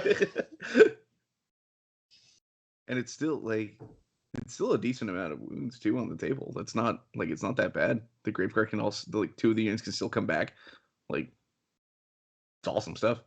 Well, and Vengorian Lords, they can be deceptively tanky. Yep. Manfred, you're never going to be able to lock him down. So it's got some really interesting tech to it. Yep. We'll see. -1 to wound aura. Yeah, but there's no other buffs on that Vengorian. Brian, I believe the reference point you have was my Vengorian Lord, who was also giving you -1 to wound while you're dealing with the Crepify at the same time. So it's just -1 to rank. Okay. So it's still good, but it's not nearly as indestructible as the model you are thinking. He does take Decrepify on Neferata, so it is still possible. It is my experience that when I roll up with the Giants and I'm playing Soul Blight, they usually have a big smile on their face because they finally get to use Decrepify. But all right, it's cool, Hunter. Looking forward to seeing you at Austin. We got a good amount of Slambo people rolling up. Like to see it. But pivoting from Slambo to Defenders, we've got Jacob Matthias bringing good old Ogres. A lot of what he's been running this season, I think he's been bouncing between parts of the Battle Tome, but he's running Blood Gullet with Vendetta. He is out to kill your general. And beautiful right here. He's got. Is this one title? This is one title. It's so beautiful. I'm gonna have to. Yeah. I'm gonna have to actually read this out. We got. Well, let me zoom in. We have Nilgarok, the Epicurean of the 8 points, Bane of Behemoth, the Feast Day Fiend, Magma Muncher, Fish Flayer, Gobbler of Ghosts and Geists, the Boil Bashing Bastard, Mushroom Muncher, Snake Snacker, Boat Basher, the Sorrow of Storms, the Pillager of the Pompous, Bone Breaking Bully, the Scarbrand Smasher, the Breaker of the Fate Maker, the Brutalist of the Brutal, the Savagest of the Savage, the Cruelest of the Cruel, the Croaker of the Croak, and Alariel's Annihilation, 13-time rat-eating champion, the Crab Claw Cracker, the Veteran Man-Eater, Grand Over Tyrant of the Stone's Eye, and Gamad, spawn of Akuma. This Frostlorn on Stonehorde. Jacob, that is chef's kiss. You attacked every single army in this game, and it was beautiful. Absolutely. Nope. Incredible. Soul Blight's off scot-free. Has gotten Soul Blight. Still, well, it's this Goblin of Ghosts. That's amazing, sir. I appreciate it. That's awesome. Beautiful. I have to ask, is that just going down the list of armies and going basically trying to come up with something for everyone? Or is that actual games played for this character and things that they have done? Because if it's the latter, that's even better. Well, we played Game 5, and I believe he was the one that killed Scarbrand, if I'm not mistaken. So yeah, that wounded me a little bit, but great guy. He's a really fun cool play. guy. He's a great player. He knows Ogres very well. Like I said, he's been running it for a while. Looks like he's running just Maw Tribes in Blood Gullet. He's got Iron Guts. He's got Gluttons. Another Stonehorn Beast Rider. He's got great stuff. This guy. I can't get over the name. I can't. Yeah, the rest of the list doesn't matter. He's got Ogres. It's awesome. I can't decide whether this name or. You're right. I just kept reading that. I can't decide whether this title or Steve is my favorite name still. You're a true champion and scholar, Jacob. Oh, you got Butcher. I don't need to talk about the rest of this list. It's got a Frostlorn and Stonehorn. It's got Slaughtermaster. It's got Butcher. It's got 12 Gluttons and 8 Iron Guts. He's throwing fat boys up the board and saying, "Deal with it. I'm gonna kill you if you don't kill me." Yeah, and if you ever seen Jacob's army too, a lot of it's like converted and stuff like that. It's a really, really beautiful looking army. So really looking forward to. I've been hearing that. I need to actually stop by his table over the weekend. So looking forward to seeing you around, Jacob. Come on stream so I can say that name out loud over the weekend, please. I will repeat it again. The stream being twitch.tv/weirdknobs. This channel that you are watching right now, we will be here 5 games over the weekend. You will be able to watch all of them. You will hear my sultry, beautiful voice along with our friend and frequent commentator Stephen Mason. I almost called him Noble. That's his username. We will both be there. We will be commentating. It'll be glorious. Adamant Dwarf Lover. So he's a good man. There you go. That's a good title. Adamant Dwarf Lover. Stephen Mason. He's actually in the chat right now. I'd answer that. Yes, exactly. Beautiful. All right. Would anyone like to say anything else? It's also 119 wins. I mean, it's a good list. Like Blood Gullet to catch people off with that additional pile-in. 8 Iron Guts is just a murder of a unit. Like it's so many wounds. Like you're not going to remove it, and it's going to punch back just as hard as you're trying to put into it. Love it. It's got the support pieces and the Slaughtermaster and the Butcher to make that Iron Gut unit even more dangerous. The one thing that the list is a little bit light on is Big Ren. There's some in the Frost Lord, and if the Rib Cracker spell goes off, then you can get a little bit more for basically anything. I don't remember what the breakpoint is for the big units doing bonuses of mortal wounds. Is that 10 models? Bonuses to mortal wounds. Give me 1 second. On the charge, I'm Oh. sorry. Normally, ogres charging, I believe, are on It's on- they're on a 6 or 5. It's on 6s unless you are a monster, in which case it's 5s. Or 4s. But big 8, units it's of the 8 little or guys. more. So Oh the yeah, and Iron then 8 or Guts. more. So the Iron Guts can do So it. the Iron Guts do Yeah. get it. Okay. Unless they lose one. Mhm. Okay. So yeah, the biggest thing I would see that this army's going to struggle a little. Oh, there's another Stonehorn that I just had barely off my screen. Okay, so there's 2 Stonehorns. Yes, the Stonehorn. And the unit of Iron Guts. Once again, that the 3 hammer threat build, and then the units of Gluttons to use as either screens or volume damage. Gluttons actually put a lot of damage down if they can get some buffs or they get to swing. The big thing is that we had a 5-up save, even at 24 wounds. That goes fast. Yep. And at no rend, it's a lot of saves, but it's just a lot of saves if you've got plate mail. So yeah, I think that it's got tools. It's got some volume attacks in the Gluttons. It's got some volume damage. It's got some value hits. It's a varied damage profile, and it's got some big monsters that can do battle tactics for it. I think it's a solid list. Yep. And it's got the best title out of the list right now. Yep. Absolutely. Get those points. It's amazing. Which means we have to follow it up with James West and his absolute wonderfulness. He's running a Cool Boys list, and now, typical of James fashion, he's just running whatever the hell he wants to run and making it work because he's him.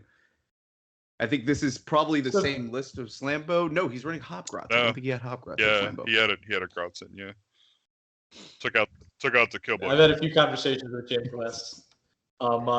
His first one was when the lists were released for Slambo, was that he may have grossly misjudged who else is in the tournament and what he should have brought. I'm in danger. And then he went 4-1. Still good. He's got Gobsfrack, another beautiful lad. He's got a Kiloboss with a Stab Grot. Good. Swamp Kalashama with Pot Grot. Gonna buff those 9 Bolt Boys that he's got there at the bottom there. We've got Sneedrick Chuckern on Kopi Sludrick for his Snatcher Boss. With the works. He's got Egomaniac, fantastic. He's got the Arcane Tome, get himself the cast because I don't think he's a wizard base. Smellian with and then Sneaky Miasma. And he's got 20. He's a man with 40 Gut Rippers. 40. It's beautiful. And then 9 Bolt Boys, 10 Hopgrots. 148 wounds. Just the business. Jeff, you've been playing a bit of Cruel Boys. Why don't you comment on what James' list is doing here? So Big Yellers, it's going to make the Cruel Boy or the Manscrewers battle line. They're going to get the +3 range. Reroll one hit in the first round.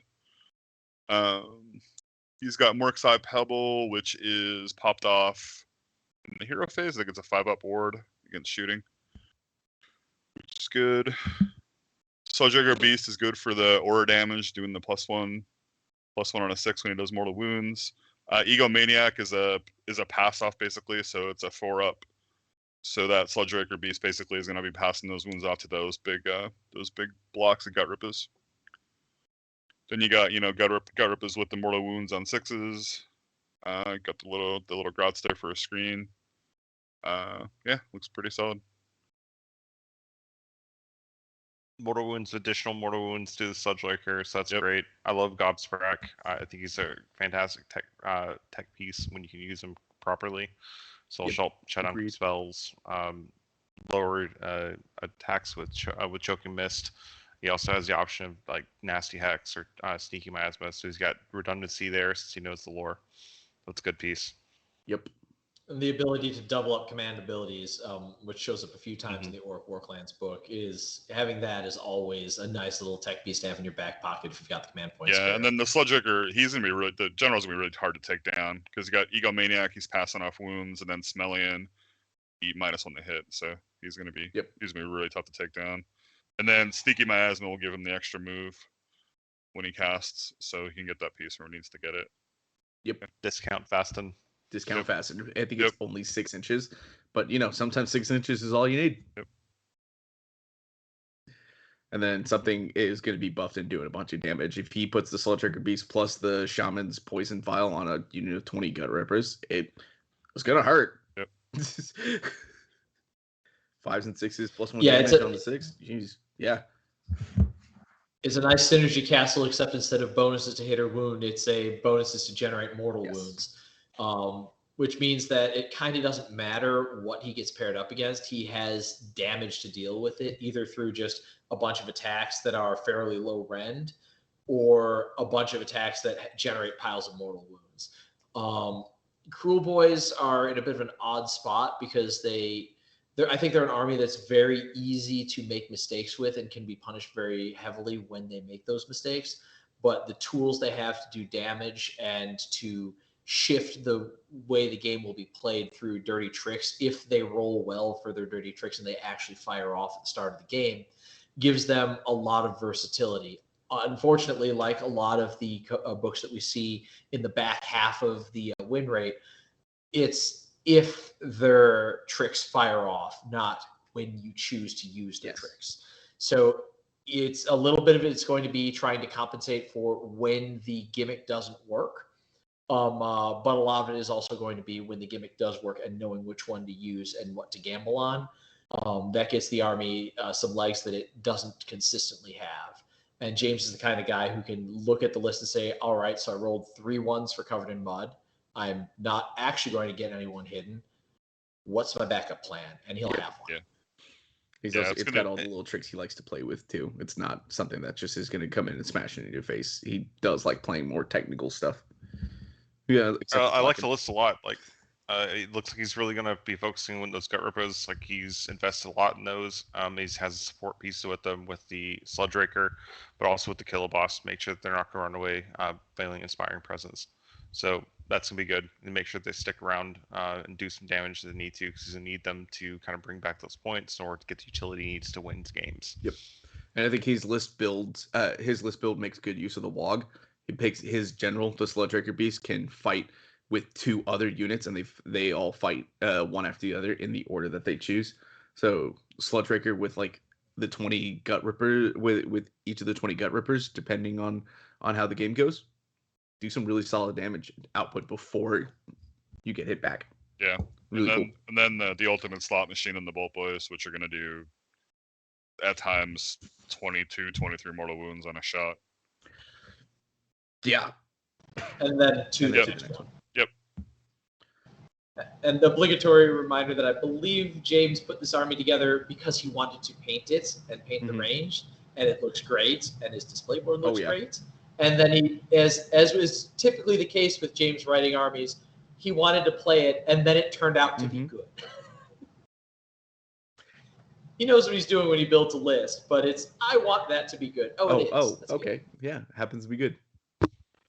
Typical James fashion. But yes, to comment on the painting, it does look beautiful. Even makes those Hobgrots look like incredible units that most of us, myself included, if I were to paint them, would just give them a passing glance. The army looks fantastic. The display board's fantastic. I suggest if you have a chance, go see it over the weekend. I don't know if I've seen the Hobgrots yet. I think he had a spell portal in the last. He did. He just posted it in the painting channels on Discord. So if you go hit the painting channels, you'll see them. That explains it. Like he literally just finished them. Awesome. Sweet. Thank you, Spencer. First, Jeremy, a weird knob himself, who just went 4-1 at Slambo after struggling with Skaven the previous GTs. I'm very proud of the boy. It's very awesome. Jeremy Davis. He's running Nurgle. He's running Old Greg. I'm Old Greg. We got to follow. I don't know who. Thank you, Dustin. Welcome to the Wog. I switched back to the stream just in time to see your username. Just in time to hear us talk about Magakin and Jeremy's list. I don't know if this is the same one he ran at Nurgle, but it is the same army. He ran at Slambo. He's running Old Greg, the Great Unclean One, as his general. He's got the flail and the Doomsday Bell, meaning he is looking to do some summoning more with the bell. Makes sense. You're in Befouling Host. That does get you the extra tree because you have a demon as your general. Got Fleshy Abundance. He's looking to make one of those Plague Bearer units extra wounds for 60. Well, not in this case. I'm sorry. 20 to 30 wounds unit. Still makes it do well. He's got Slimex, so he's going to put another tree down. So yeah, I think this is different from Slambo. He's got a Lord of Afflictions with the Arcane Tome, being that wizard. Very good. Rancid Visitations, potentially do some mortal wounds when he deep strikes it. And another Lord of Afflictions with Mutter Grub. Can't remember what that artifact is off the top of my head. And then he's got 2 single Blight Lords, 3 Beasts of Nurgle that are battle line because of Befouling Host, 2x10 Plague Bearers. He is he's looking to summon a bunch of stuff. And he's flooding more bodies in a Befouling Host list than you're typically used to seeing. Befouling Host, you're typically used to seeing just a bunch of beasts, and that's it. But here he's going to put 3 trees down and then summon some stuff with the bell. He's looking to get like probably 7 to 9, if I'm guessing right, corruption points, which is good enough for like a sloppity turn 1 and then Plague Bearers and Nurglings after that. Yeah, this list just floods the board with wounds. Some of it's a little fast, some of it's not. He's got the Deep Strike, I think, from the Lord of Afflictions still. Could be wrong. It's been a minute since I played Nurgle, people, okay? Yeah, I was hoping I could lean on you to know the specifics of Nurgle. I know the general strategies against them. I mean, yes. That's how he's able to get the singles. But the real strategy of this list is that he's using the Beast and he's using the Blight Lords with their volume of attacks to move up the board and put as many disease tokens as possible. Because you get disease tokens on every 6 to hit in shooting and in melee. So he's really looking to just ham up on the disease tokens and get damage through that way. Any extra damage you do is kind of incidental. That Guo is not moving that much. It shrunk from 5 inches to 4 inches in movement in the new tome, but it can solidly hurt a lot of people or a lot of models that get into range with it. So what he wants to do is flood disease tokens and summon a bunch of shit. Quite literally. It is Nurgle after all. Yeah, it does seem like he is leaning on the disease points. Like that's what the Mutter Grub is going to give him to allow him to cast Gift of Disease a little more reliably. We're seeing him just basically spread the filth of Nurgle all over the place. Beast Nurgle will do Beast Nurgle things. Yep. They're going to retreat and charge, dishing out those continuous mortal wounds. You're dealing more mortal wounds with contagion points. I think Nurgle is one of those armies that just you think, hey, I got this. Oh no, they have a 5-foot ward. Why is my army dying? Oh no. And then you're just removed from the board. Why They're is their army sticking around? Summoning. There's Nurglings. There's more beasts at Nurgle. It's a great army. Yeah. And I think one of the big things to remember with almost every Nurgle list is they all approach how do I fix my mobility problem a different way. But it's either something like the Glotkin or Puscoil Blight Lords or Beasts of Nurgle or some combination thereof. Because Nurgle's biggest challenge is always getting across the board to the other player and letting that grind start on their terms and where they want it rather than just where your opponent wants it so that they have all the objectives. Yep. And I see a lot of mobile pieces in this army. So I think Jeremy's on the right track here. Also looked up what Mutter Grub was. This is the artifact that gives a unit that's not a wizard the ability to cast Gift of Disease, which is a way to get more disease tokens on units. You can do like a straight line and then you roll to see if you do disease points. So this is really all in on the disease mechanic, using the corruption wheel as a way to support the units, and like you said, mitigating the speed problem with the beasts and the Puscoil Blight Lords because they all move like 8 inches, and then having like a little mini castle that kind of moves up the board. Yeah, with the Plague Bearers and Old Greg just moving up from slowly itching across the board and then make it there for turn 3 or 4, Yep. while the Blight Lords and the Lords of Affliction and the Beasts of Nurgle demand early game attention and just poke and harass. Yep. Yeah, this list is going to definitely make you drink Bailey's from a shoe. Yep. Absolutely. Wants to show you all the art that he does in his cave. It's a great list, Jeremy. Looking forward to seeing you again this weekend. And again, I can't say enough. I like to congratulate the people who make their 4-1s after after they've been struggling or working hard for so long. So it was really cool. We had like 8 people, or like 5 people with 4-1s from Austin. It was awesome. Anyway, another weird knob to end this on a good note. One of my favorites, Jeremy Stroh, the big ogre himself. He doesn't look like the ogres, but he does play them on the board. Running good old Blood Gullet. He's got Smiley and Guy for his Frost Lord. Which one do you think is Smiley? Which one's Guy? I'm curious. I think the conventional thought is that Smiley is the Stonehorn, but I think Smiley's actually the rider. And the Stonehorn's just Guy. Well, maybe it's Smiley's the Stonehorn and there's just some guy on top. Gives him a 3+ save. Who cares? I don't know. That's a good question. But he's got his Stonehorn decked out with the good stuff. He's got nice drop of the red stuff. He's got the Splatic Cleaver. He's got Metal Cruncher. He's doing all the stuff that just ram it in. And you know that's his plan because it's bonded to the Incarnate. His plan is just take those 2 and shoot it forward. But he's also a 3-drop, so if he happens to win the drop war, he's like, no, I'm going to hold back. I'm going to let you come first, and then I'm going to shoot it forward. And then bring in the Mournfang and the Gluttons as a kind of a second wave. This is definitely a 2-wave strategy. First wave being the 2 big boys, and then everything else can come in afterwards. Yeah. With the Butcher being able to cast Ripcracker, Greasy Deluge, Yeah, this is a classic Jeremy list. Like, he loves Blood Gullet. He plays them very well. He's got the Icebrow Hunter along with those 2 Frost Sabers to be a back line threat. Like, that's going to really throw people off. I don't think a lot of people expect ogres to be deploying the background to sneak an objective while having to also deal with the just meat wall that it's going to be throwing at you. Especially with the Incarnate coming in as a way to pin things down and ensure that they can't double back and get out of combat. This looks like it's a list that pretty much wants to try to create basically a pin on the front line and give you a choice. Do you want to do enough on the front line to get yourself out of combat and still be stuck with the Incarnate for another turn? Or do you want to keep an eye on your back line and spread out, in which case, if you spread out, then he can actually start focus firing down pieces and start taking things apart.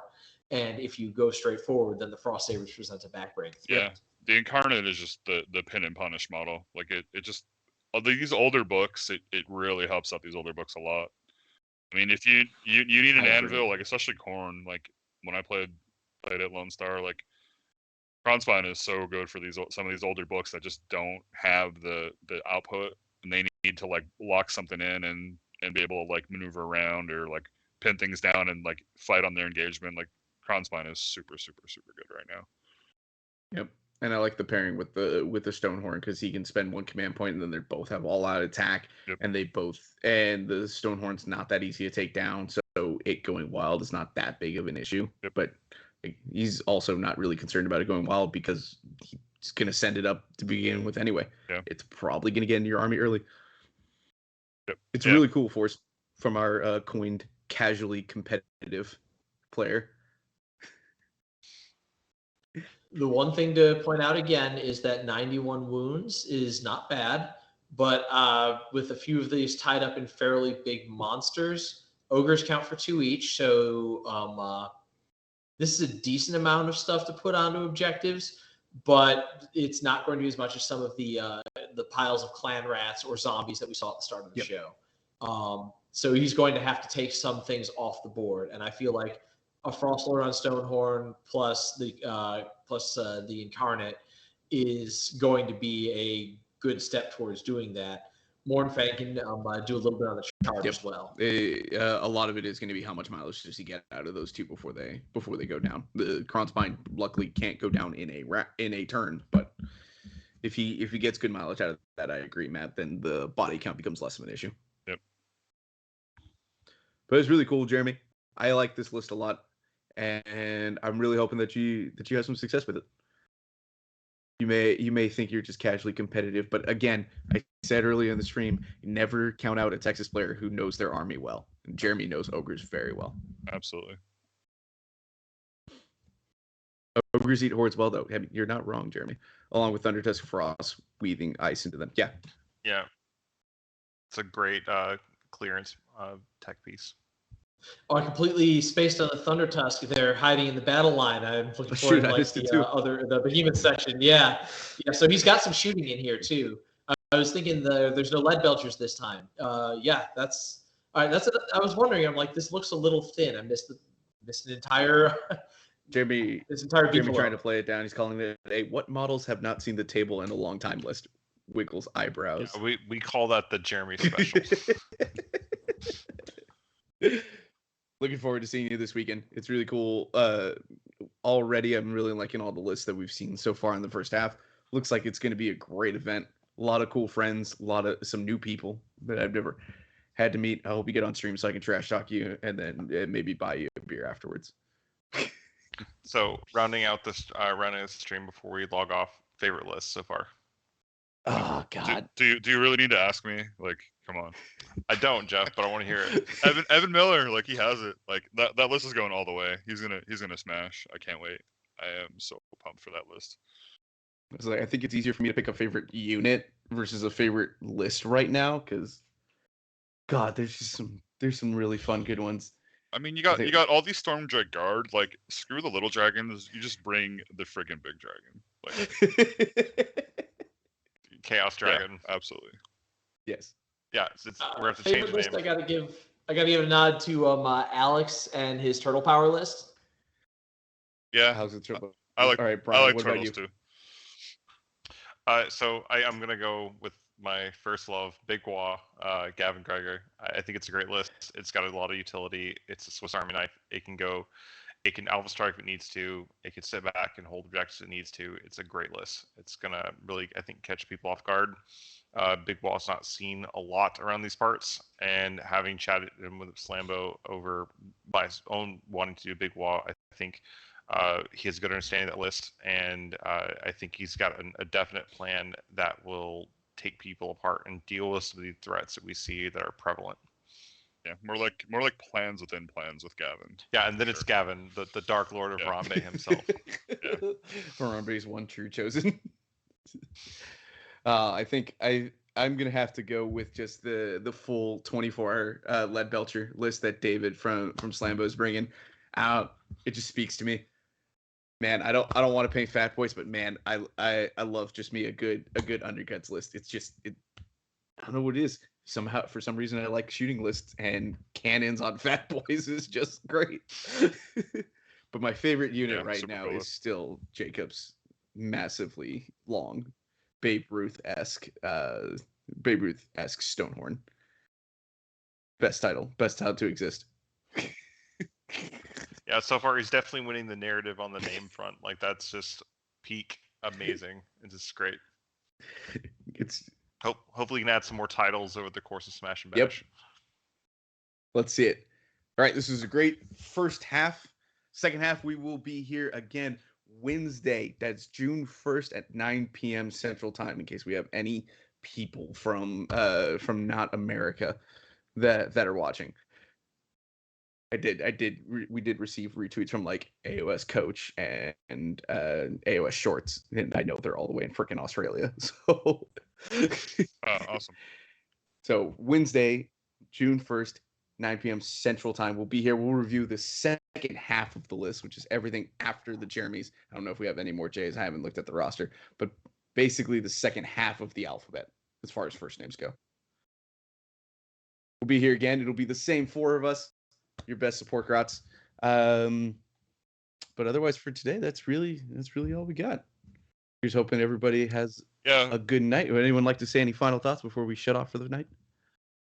Yeah, I was just gonna say, somebody was asking about if they could still play. Yeah, you could definitely still play. We got tickets left. I mean, lists were due, so I mean, but we'll figure it out. We still got tickets left. We're looking forward to it. Be a great event. It's gonna be a fun event. Come out, throw some models. Yeah. Maybe throw your dice. Don't throw the models. Can you play Legion of Azcourt? Of course. I don't care what. If you bring the Chaos Dwarves. Only for you, Gendak. Only for you. Yeah, and if you can't make it to the event, make sure you check out our stream. we'll be streaming all 5 games through the event. So definitely check out our stream If this you want to weekend. know what we're about, there's already a couple games on the channel. There's a big one between Matt and I. And we had a nice one between Brian and Spencer as well. Those were our last couple games. Highly suggest checking them out. They're really fun. I don't know if those videos are still available. Damn it, Noble. I hope they're available. If they are, go watch them. They're great games. If not, Yeah, we'll have to figure something out. If they're not visible, we should be able to make them visible. Yeah, we'll get them up on our yeah, YouTube. we'll For put them sure. up. They're fun games. Keep an eye out for more of those. Keep an eye out for anything we got going on. Anyone else have anything to say? Yeah, just want to thank all you guys for just doing it, bringing all your expertise. absolutely. Matt, Brian, Eli, appreciate it. Thanks for joining the weird wall, boys. The weird wall. Hey, Thanks for everybody for Spencer. watching. It's good to get a list review, do all the work that we should be doing as judges, while talking on YouTube with everybody else Twitch with everybody else instead of just having to go through these lists manually by myself and be like, yes, I don't know this army. Can someone please verify that nothing's wrong? And it's just a blast getting to interact with people in chat and do so. So here's hoping all of you guys join in again on Wednesday. But otherwise, I hope everybody has a good night, and we will see you soon.